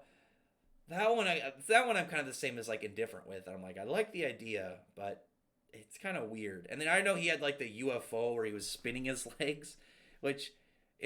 I think that was a little bit more goofy, and I did like that more, but I don't know. Personally, for me at least, I'm not too sure. But, well, in that aspect, where it's kind of like, I like it, I don't like it. I do like Snake Man. I think Snake Man looks cooler. Plus, I'm not a huge fan of Luffy being so bulky. I don't know. I think it looks strange when he's just got, like, this massive torso and these tiny legs, and I don't know, it throws him off a little bit. Whereas Snake Man, I think, just looks way cooler. On top of that, I'm hoping that the next one is going to be Gear 4th Tiger Man. Ever watch Ultraman? No, I haven't. I hear good things. I don't know anything about it. Hunter thoughts. I wish that the spiders were the main character. Like I like Killua, but I was never a huge fan of Gon. I thought Miriam was cool, but I really like the spiders. I thought Crollo and his crew were interesting. It makes me a little bummed out because of the fact that the series is, I mean, really, there's never going to be like any time that it's going to come back consistently. You're never going to get to them getting a whole lot of backstory anymore. And though they have good synergy, like just straight having characters having nice interactions is not going to really do a whole lot when we don't know much beyond that. And I can't remember a whole lot outside of, what was it, like York Shin or whatever it was called, where you had like them as, they were pretty focused, and Kurapika went and killed, what was his name? Was it Uvogin, or Uvo, I think was his name, and then I don't remember how to pronounce his full name, but you remember that guy, just a big, muscular, crazy dude.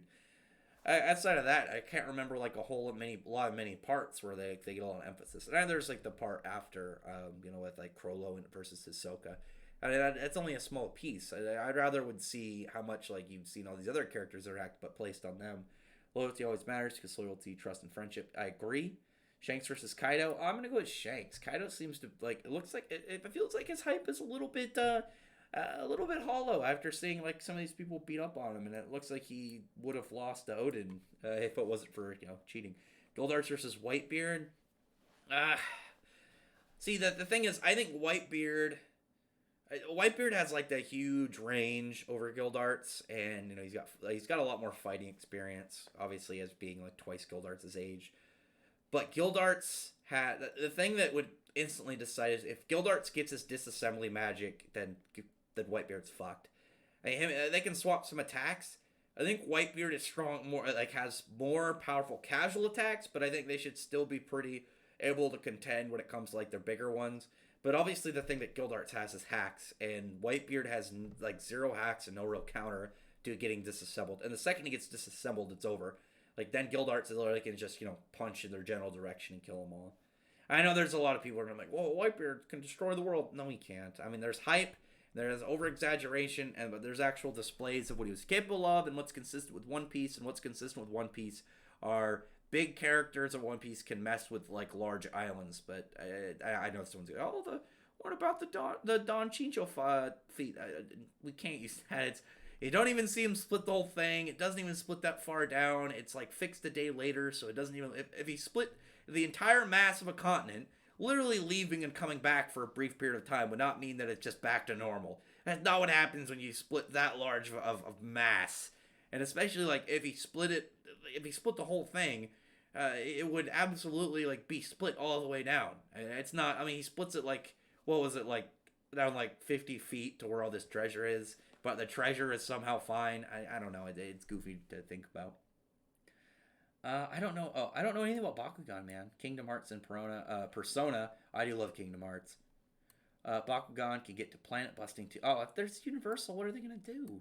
What's I mean, I can wink Aknologia and eating the space between time, but I mean, where's it's like he's like got consistent levels is in kind of like the planet level area and stuff with like the Phoenix, the hype for the other ones, and everything we've seen.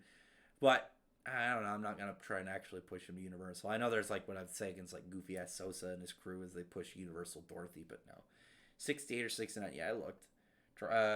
Drado can control Infinite and Zero. That's too crazy for Fairy Tail. What if Luffy Ultra Instinct? That'd be weird. Asta versus Mira Jane. I'd probably give it to Mira Jane, and especially because I think the easy deciding factor when you like want to debate it, Mira Jane can just bust out her Sayla form because then she can just drop her macro. That's a curse. Asta can't deal with that. She curses him to fall asleep. He passes out. GG. Shun's best friend and sister are dead and smiling. That's unfortunate for him. My favorite Yu-Gi-Oh! Is Zexal. Zexal to me has a very rough start just because the tone shift when you go from a much more serious beginning. I mean, obviously, well, Yu-Gi-Oh! Original had a very serious beginning, but I think most people know it from the anime, and the anime is not as serious as the manga. If you want to go to the manga, obviously, original Yu-Gi-Oh! Is the most vicious. But like especially when you go from like GX, which was for the most part, shifting heavily between lighthearted and dark, and then you had 5Ds, which was a lot more serious a lot of the time, and a lot less silly parts, and it was just a lot more serious toned with some of the themes. And then you went to Zexal, and Zexal was very silly at the start. And I didn't like Yuma at the beginning. I don't know. I didn't really like a lot of the characters at the start, but I did like Kite and Shark. I thought they were cool. And then, and I know his name's Kaito. I like the dumb names personally, but Yuma gets better. Yuma was that annoying and bad at dueling on purpose because he's the only main character in Yu-Gi-Oh that started out awful. And obviously, I'm not counting Joey. I'm talking about the main characters, not main cast. Like Yugi, Jaden, and Yusei all started out really good. I was going to say for Yusaku, he was kind of forced to become good, and then Yuma was like average, or Yuya was average, Yuma was awful, so Rax, ever see Tanjiro? Would you ever see Tanjiro and Deku being able to fight Asa? Absolutely not. I mean, if you do it's crossover, because there's a crossover, you just put them all at the same level, because it's crossover. What you're there for is fun. You're not there for, fights. You're there for character interactions. That's what I said about, like, the Heroes spinoff. I'm like, I don't expect him to like be power level consistent. I expect the characters just to have fun interactions, and that's what we got because that's exactly what I figured was gonna happen. All of One Piece versus Goku. Goku sneezes at him. I mean, really. Natsugaja and Wendy versus every non-legendary dragon type Pokemon. What? Well, I have to look at like some of the feats for Pokemon. I only know some like the bigger ones. I don't know like some of the more individual like small stuff. But then you have stuff like Charizard being able to contend with certain legendaries and shit, which makes it kind of hard. I need like Eden Zero more than Rave. I mean not right now, but obviously Rave Master we have the whole story. Eden Zero is still pretty fresh. And we haven't even seen like some more of like the bigger stuff. We have a lot of things to common Ida and Zero. I mean, the Dory. When I think about Rave Master, I think my favorite fight is still the Doryu fight. I love that fight. I thought Doryu was really cool. I loved how like he just busted out, kept busting out like crazy spells and stuff, all these cool evil like darkness spells. And then you had Haru bust out Million Suns, and there's a lot of really cool panels in that. Rex, Gear 4th, Tiger form, then Cypher. No, just no. I know he does. Did somebody say something to him about it? Because I know you guys heard me mention it the last stream. I think it was last stream. Yeah, he didn't like it when I mentioned that. When I haven't talked to Cypher in like a year. We don't get along. But I remember bringing that up, and he just like shit all over my opinion. And I'm hoping. Here's the reason that I'm hoping that consistency will be on my side. Is Luffy doesn't. I don't think Luffy will take Nightmare Luffy against Kaido, because I don't think he'll want to win with a power that is not his own. Because I know that he wants to, right now, like it was, even though I don't agree with him staying behind to fight Katakuri when his crew was being chased by a psycho cannibal, he ended up doing it because he wanted to push himself, and he's like, I got to be able to overcome this obstacle. You know, he saw it as more of a personal thing for him, which I get. I still don't agree with him, but it's part of now what we know his whole mindset is. So when it comes to like, oh, if Moria does show up and Moria's like, I'll give you all these shadows, I don't think Luffy would do it, because I know he wants to break through these last thresholds with by his own self. And if you end up giving him the power up instead of just having him, like, if he unlocks Awakening and Awakening puts him around, like if Awakening takes him from Commander to Admiral, or maybe Commander to Admiral level, just like existing, and then he hones it, and then like when he masters it, then he becomes like actually Yonko level. There you go. But if you haven't beat a Yonko with a power-up that isn't his this late in the game, when we know it's literally about to reach the final war, I think that would be kind of weird. Especially when he's specifically like, I want to do this on my... Like, I want to beat some of these obstacles on my own. Whereas, like, Natsu is like, I'll do anything in order to keep, to win and keep my guild safe. He didn't mind. That was something he was kind of fine with. He didn't want Igneous because he didn't like Igneous. He had beef with him. But, like, his own crew and, like, people he trusted. And sure, and especially if the situation demanded it, as we saw, he was willing to take it. Whereas, I don't think Luffy will want to take anything from Moria. I'm telling you, man. I'm telling you. Gear 4th Tiger Man. Gear 4th Tiger Man. Also, please do a video on all the deaths in Fairy Tail to show the haters people die. I mean, you get a lot of deaths. I remember talking to somebody when they were talking about, like, the deaths. Like, it was, like, some One Piece guy, and then they were talking about, like, they brought in, like, bad characters that died, like, villains. And I was like, oh, if we're bringing in bad characters, I was only counting good guys. Like, most of the bad guys in Fairy Tail end up dead. Like, every single, like, member of Tartaros is dead, other than, like, Minerva, because she defected. And then you have, like, half of the Spriggan. Motherfuckers die in Fairy Tail if they're not on the good side half the time. Most of the Seven Kin, Zero and Brain, I mean, there's a lot of dead guys. I might do one of those at some point. I mean, it really depends on what I would have to consider. I think it would be kind of maybe like when I did my Urza win-loss record. It's like, it'd have to be someone at least have a name. It can't obviously use, like, side characters. But then you'd have to count, like, what about flashbacks? Because you can kill characters in flashbacks way easier. And then you count, like, what, the whole council when you had Jackal break in and murder everyone. Jungle Fury Rangers versus the Stratos Siblings Power Rangers for Fairy Tail. Strauss, not Stratos. Power Rangers. Again, Power Rangers scale is ridiculous. Power Rangers have so many like planet level characters all over the place, and especially when you have Jungle Fury, when you're bringing in because they contended with Daishi, and Daishi already scaled to like other planet level characters. No, they're not going to be able to win. Power Rangers have ridiculous power levels. Drek and Joe feel like the middle of the story in terms of defeating him. The way I can see them beating him is if you have Jin and Shiki team up. If Jin and Shiki team up, I can see them beating him. Because one thing that we can say about Drac and Joe, we don't know. His power alchemy hacks. It's broken. It's going to be obviously very hard to get around. What is something, though, we don't really know about, at the moment at least. We don't know how fast and maneuverable. I mean, he intercepted Shiki and Jin, but they weren't paying attention to him. They didn't even know he was there. So you can say, like, oh, well, that happened because they were surprised. Versus maybe he's not nearly as fast in a normal fight. We don't know what his power would do in order to make him very mobile. Whereas Shiki and Jin are both super mobile, so them teaming up on him would obviously require some effort. Maybe he'll be like their Laxus equivalent, and it'll be a bit, and they'll have to again team up in order to defeat him. Issei versus Natsu. Isn't that the guy from High School DxD? Don't they have like planet destroying stuff? I don't know much about it. Rex, Berserk will get a new chapter soon. I heard it was coming back. I'm not too sure though. Berserk is Berserk, so it's Lord. Rex, do you think people stop complaining about Shiki's character when his character arc is over, like character development? What do they have to? The only thing that people really have to complain about Shiki is when they say, "Oh, he looks like Natsu," and then not real. He's got like a little bit sometimes, but like, I don't really see their overall design very similar outside of just being Hiromishima's art style, and then beyond that, they have very different personalities. Outside of that, they don't really have like anything to really complain about. Ultra Instinct Asta. It'll be pretty good.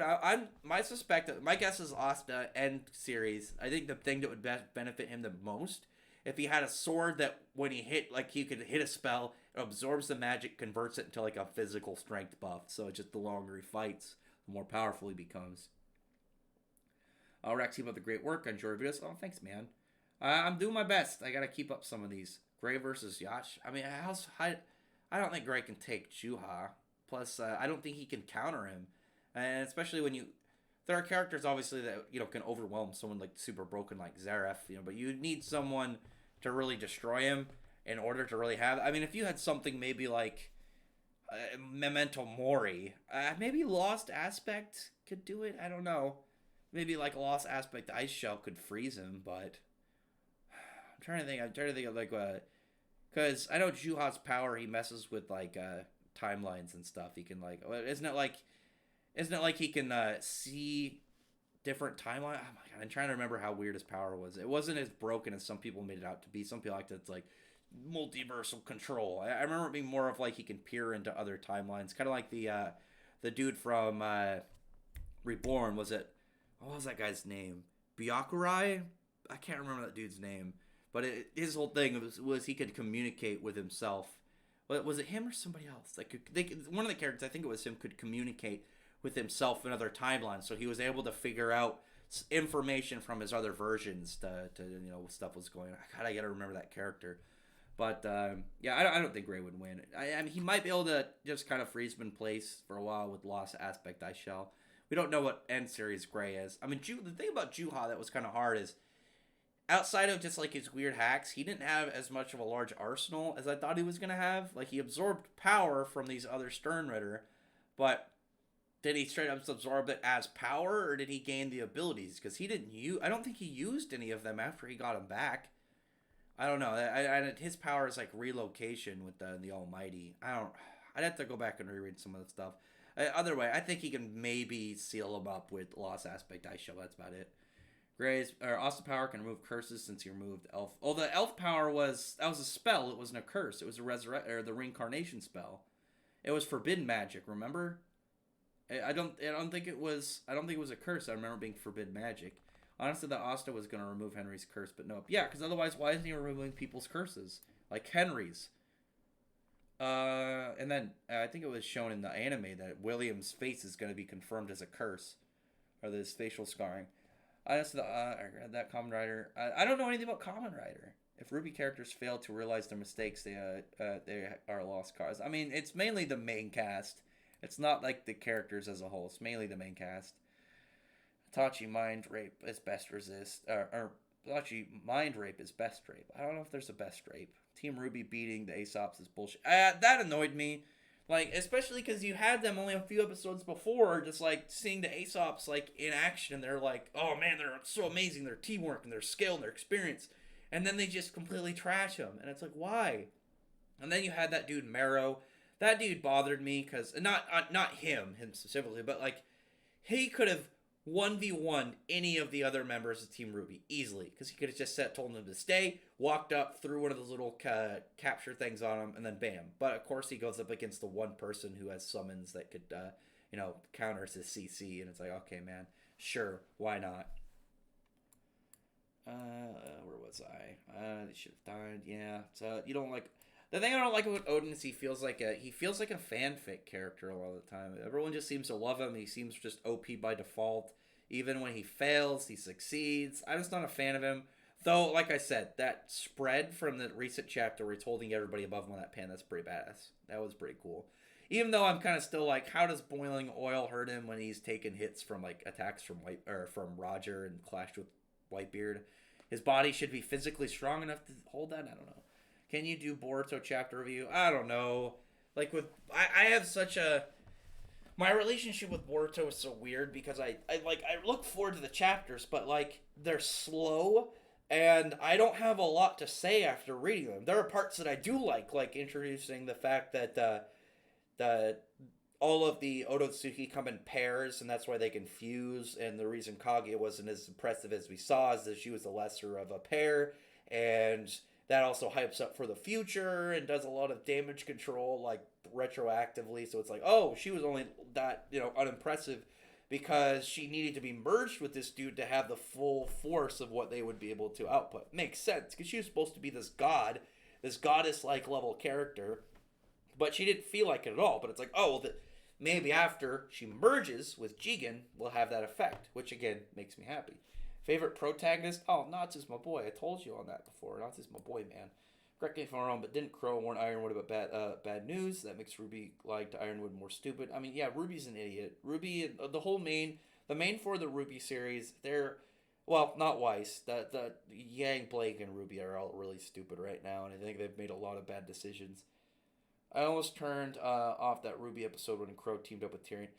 I still can't believe that. Like, I didn't think about, like, I was more of, like, because the last episode was pretty hype. I was more, like, entranced and stuff. Some of the stuff that was going on I thought was really cool. But I knew it was, like, when he ended up teaming up with Tyrion, I was like, well, Clover's gonna die because with them, Crow hitting Clover, like, last big hit, maybe it knocks off his aura, and it's, this whole, like, force field over himself exposes him, so he's just got a normal human body now.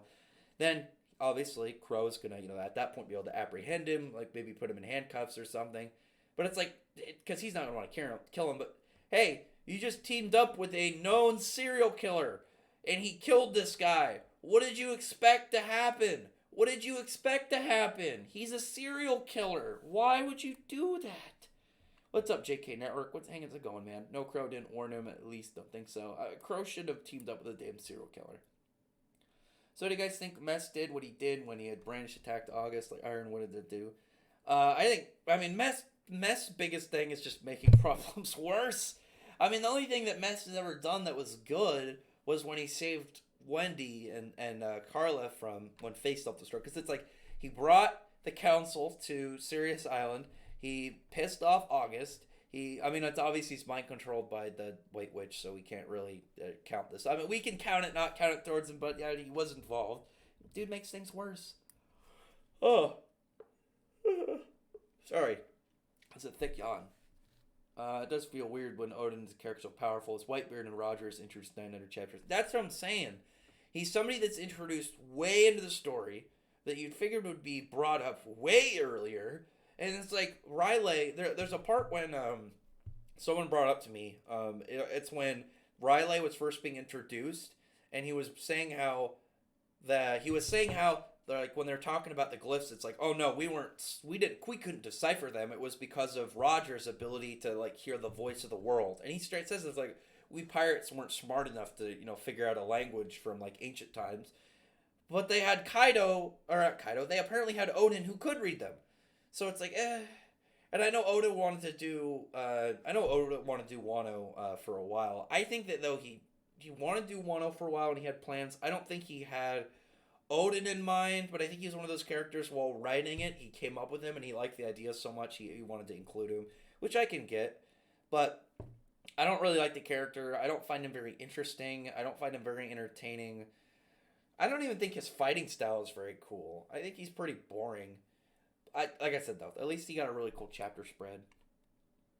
I wonder how powerful Inzur is going to become. I mean, it has to get an anime already. I'm seeing if it gets an anime already. See the YouTube titles made by the haters. I mean, yeah, they're going to complain. Like, oh, it's close to Fairy Tail, and that's somehow that's bad. It's like, no, not really. You guys are just complaining. Have you watched a new Pokemon anime that Lance versus Leon is great? I have not. I don't watch the Pokemon anime anymore. I don't know.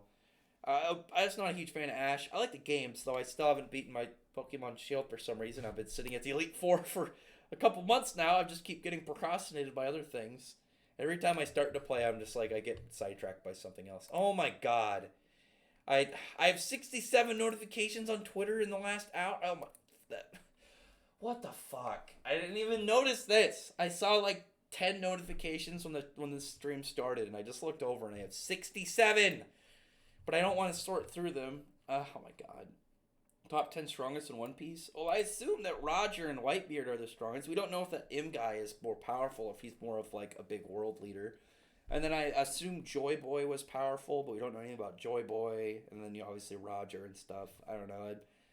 And then there's a character that actually bothers me that he's not relevant. Oh my god, I just saw a gif of a dude eating like hot wings and I'm hungry now. Oh, it's a chick smoking a bong. What's going on here? Anyway, oh my god, where was I talking? Oh, that dude Kong, he was a former fleet admiral. How is that dude not more powerful? How is he not like relevant? Because it's not just he was a former admiral, he was former fleet admiral. So he was like a top tier at the time where he was, at one point in One Piece. And I get he's old now. But it's weird to have a character that important and never really do anything with him. And obviously it doesn't mean you have to do something with him. I just think it's strange. I mean, it's not like God Serena, who obviously number one wizard saint off of the continent, but he picked a fight with somebody who he should not have, and that him dying was logical versus like, I guess it, like the comparison would be like there are wizard saints we still haven't met. I mean, we've met the top four, and we've met like various ones, but even if you include all like Makarov, Jura, Jalal, Jose, you don't get all 10. Which is still like, we have wizard saints we never even, that exist, that we just have never come into contact with. I don't know, it's always been weird to me. Rex, how do you see Shiki and the crew overcoming Drac and Joe? Again, I think if you get Jin and Shiki teamed up, and I think the fact that Jin, I kept calling him Shin, Shiki and Jin are so mobile in their powers and are so maneuverable that they have a way to, contend with Drac and Joe's alchemy hacks, whereas we don't know if Drac and Joe's as mobile as they are. What's up, Uriah? Right? How's it going, man? Monkey D. Dragon or Batman? Oh, Batman. Come on, man. That's not comparable. It's Batman. I think Ray is the third strongest member of the Fairy Tail Guild because of the fight against ENT. I think top 5 strongest are... I could see it. So I would... Out of everybody in the guild, I still think Guildart's the strongest... in general, but I would say Dragon Force Natsu is number 1 in the guild. Gildart's Greylaxis Urza. Not Dragon Force Natsu is the strongest in the guild. I don't think that anybody in the guild can contend with him the second he drops Dragon Force. And obviously his Dragon Force is short-lived. He runs it all really fast, but really all it takes is that one hit to connect. Oh my god, how do I have 67 notifications? It's going to take me forever. I got to scroll all the way down. There we go. Okay. I'll set it right to it right here. And then once I finish with this stream, I'll go through them and then figure out what the fuck. Anyway. So other than that, it was a nice One Piece dub joke. Well, I hope it was worth it. How do you heard that the new Digimon anime coming out if it's not basically a rerun of the original Digimon anime? Are they really? Because they haven't done a new Digimon since Digimon Cross, right? I'm trying to remember because I know they did like the that's the sequel after between. Well, I can't even say between because Tamers wasn't a sequel to O2, but O2 was a sequel to the original. So, Natsu's the strongest. Thoughts on the last 100 Years Quest chapter? I liked it. I thought it was a nice setup. I'm hoping that the whole beta heaven and Natsu being able to like shape his soul out isn't like fully gone. I think it was just introduced, will be used later. He's gonna have to hone it and then be able to use it. And I've mentioned before, I think using it when you introduce stuff like that, it's better to introduce against minor characters. I know there's gonna be some people like me calling Wraith the minor character. Listen, I loved Wraith. I thought he was really interesting. I loved his design and his magic, but he was an out-of-nowhere character that wasn't even a big deal in his own guild. We know, like, the big shots in their guild, and he's not one of them. But Characters like that. Those are the ones you want to introduce stuff in, because then when you get to the bigger ones, when they end up utilizing these things, it's like, oh yeah, then it was foreshadowed and set up. A lot of people just want to call everything an asshole because they like to complain. I liked it though. I'm really looking forward to the next chapter. I want to see Aldoron in action already. What if Anti Magic Devil was a demon created by Zareth? I mean, the Bane particles are already. They're way more potent than Anti Magic because they do more the stronger your magic, and they don't just cancel. They don't just affect your magic. They kill you. It sickens you horribly and can destroy your body. I mean, dangerous. But I mean, the Anti Magic Devil. I mean, he could have easily been it. I mean, Zareth creating something like that, fully believable. I mean, he's Zareth. Rex, what do you think if Acnologia didn't have immune to magic? Would it be weaker than Fireheart Zareth? I don't think so. Just because, I mean, the fact that Acnologia ate the space between time is really ridiculous. I mean, you have a literal hole in the universe that's like nothingness, temporal erasing energy, and then he eats it, controls it, and then my voice cracked there for a second. Controls it, and then when you see him when he's in control, you see stars in this dimension. Dude's ridiculous. Do you think Draken Joe's crew will escape Draken Joe and beat him later? Wait, do you think the Eden Zero crew will escape Draken Joe and defeat him later? I mean, they're gonna need to. Otherwise, they're gonna become in servitude of him or something. They're gonna have to escape, or I don't know. The question is gonna be is more of like, what reason will Draken Joe not just kill them? Because obviously he's very powerful and he's got them in a tight jam. I think maybe Justice. Maybe what if Justice shows up and helps, and then maybe you get them having like a good relationship with some of these guys. That'd be pretty cool.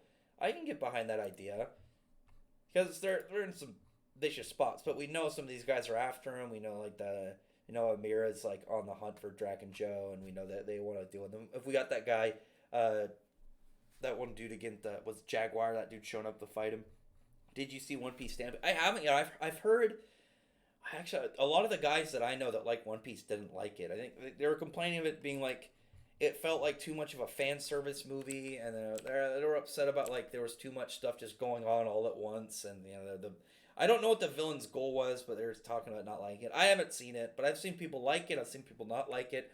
I have no idea though. Like I said, I haven't seen it, so I don't have a lot of real input to really put in against it. But I don't know. I mean, as long as the One Piece fans like it overall, and I've heard it did good, so at least you have that. The anti-magic demon feels like an evil counterpart to Asta, obviously by extension. And by extension. Wait, what? The anti-magic devil feels like an evil counterpart to Asta, and by extension, Sora. I don't know what you mean by that. Do you think Ignia is the strongest character in Fairytale currently? Or do you think he's stronger than the Rift of Time? Well, I believe that they are on Acnologia's level. I think Ignia, at least at the moment, is the strongest of the 5 dragon gods. The only one I can see him being stronger is maybe Viernes, just because he has that little extra mystery to his character. But I could see him being stronger than base Acnologia. But I think Acnologia would beat any of them 1v1. But not Space Between Time Acnologia, absolutely not. That actually is too powerful. If Urza fought Jalal with her enhanced swords instead of Laxus, how well do you see her doing? I still think Jalal would win. The difference between Jalal and Laxus is Laxus as a Dragon Slayer, he's a very direct head-on fighter. As somebody who is as a close combat head-on fighter, as said. Jalal has a very wide variety arsenal, and he can fight from close combat, mid-range, or long range. And second, you get mid to long range. Like, what's Urza gonna do? She kind of gets screwed with that. I actually see people compare Dragon Joe to Doflamingo. I mean, yeah, I can see it in the idea of them being kind of like crime lords. I mean, yeah, but Doflamingo doesn't have strip clubs in his crew. We've not seen Elsie and Justice for a long time. No, we have not. I don't know why Elsie would be showing up. I'm curious if she's one of the Erastion Sace Galactica. I mean, we only know the one, but it wouldn't surprise me if she was another one. But Justice would make sense if he'd showed up. But anyway, I'm going to end the stream. Been going for about 2 hours. I think this has been pretty productive and pretty nice to chat with everybody. I got to get to all these damn Facebook comments. I've gotten another 9 notifications in the span of these last couple minutes, and I want to get caught up on these. So I stopped getting them blown up on my phone. Let me read this last one. I mean by a demon being a trash talker. Yeah, I can see that. I mean, he seems to be a little bit playful. Dog Trio versus Black Bulls Pokemon. I don't know. What kind of feats do the Dog Trio have? Again, the only ones I can know, you get like the legendaries. I know like Regigigas is like said to pull continents and stuff, be really crazy, and to flip over large land masses. But I don't know. Other than that, like I said, I'm gonna end the stream. I got some stuff to do. Probably play a quick game and then do some cleaning. I'll read. Okay. Do you think Dragon Joe will be the weakest out of the Saints? I don't think he'll be the weakest. I guess that was he's gonna be the most. I think he's gonna be the most relevant of them. He seems like he'll be the most in the story. I'm just guessing because he's got a lot of potential, and he doesn't seem like he's inherently directly evil. He seems just more of like whatever will benefit him. Anyway, thanks everyone for showing up. Talk to you guys next week. We'll probably do another normal stream like this next week, and then the week after that, I'll probably try and do a group stream and bring some other YouTubers in. Other than that, though, thanks everyone for showing up.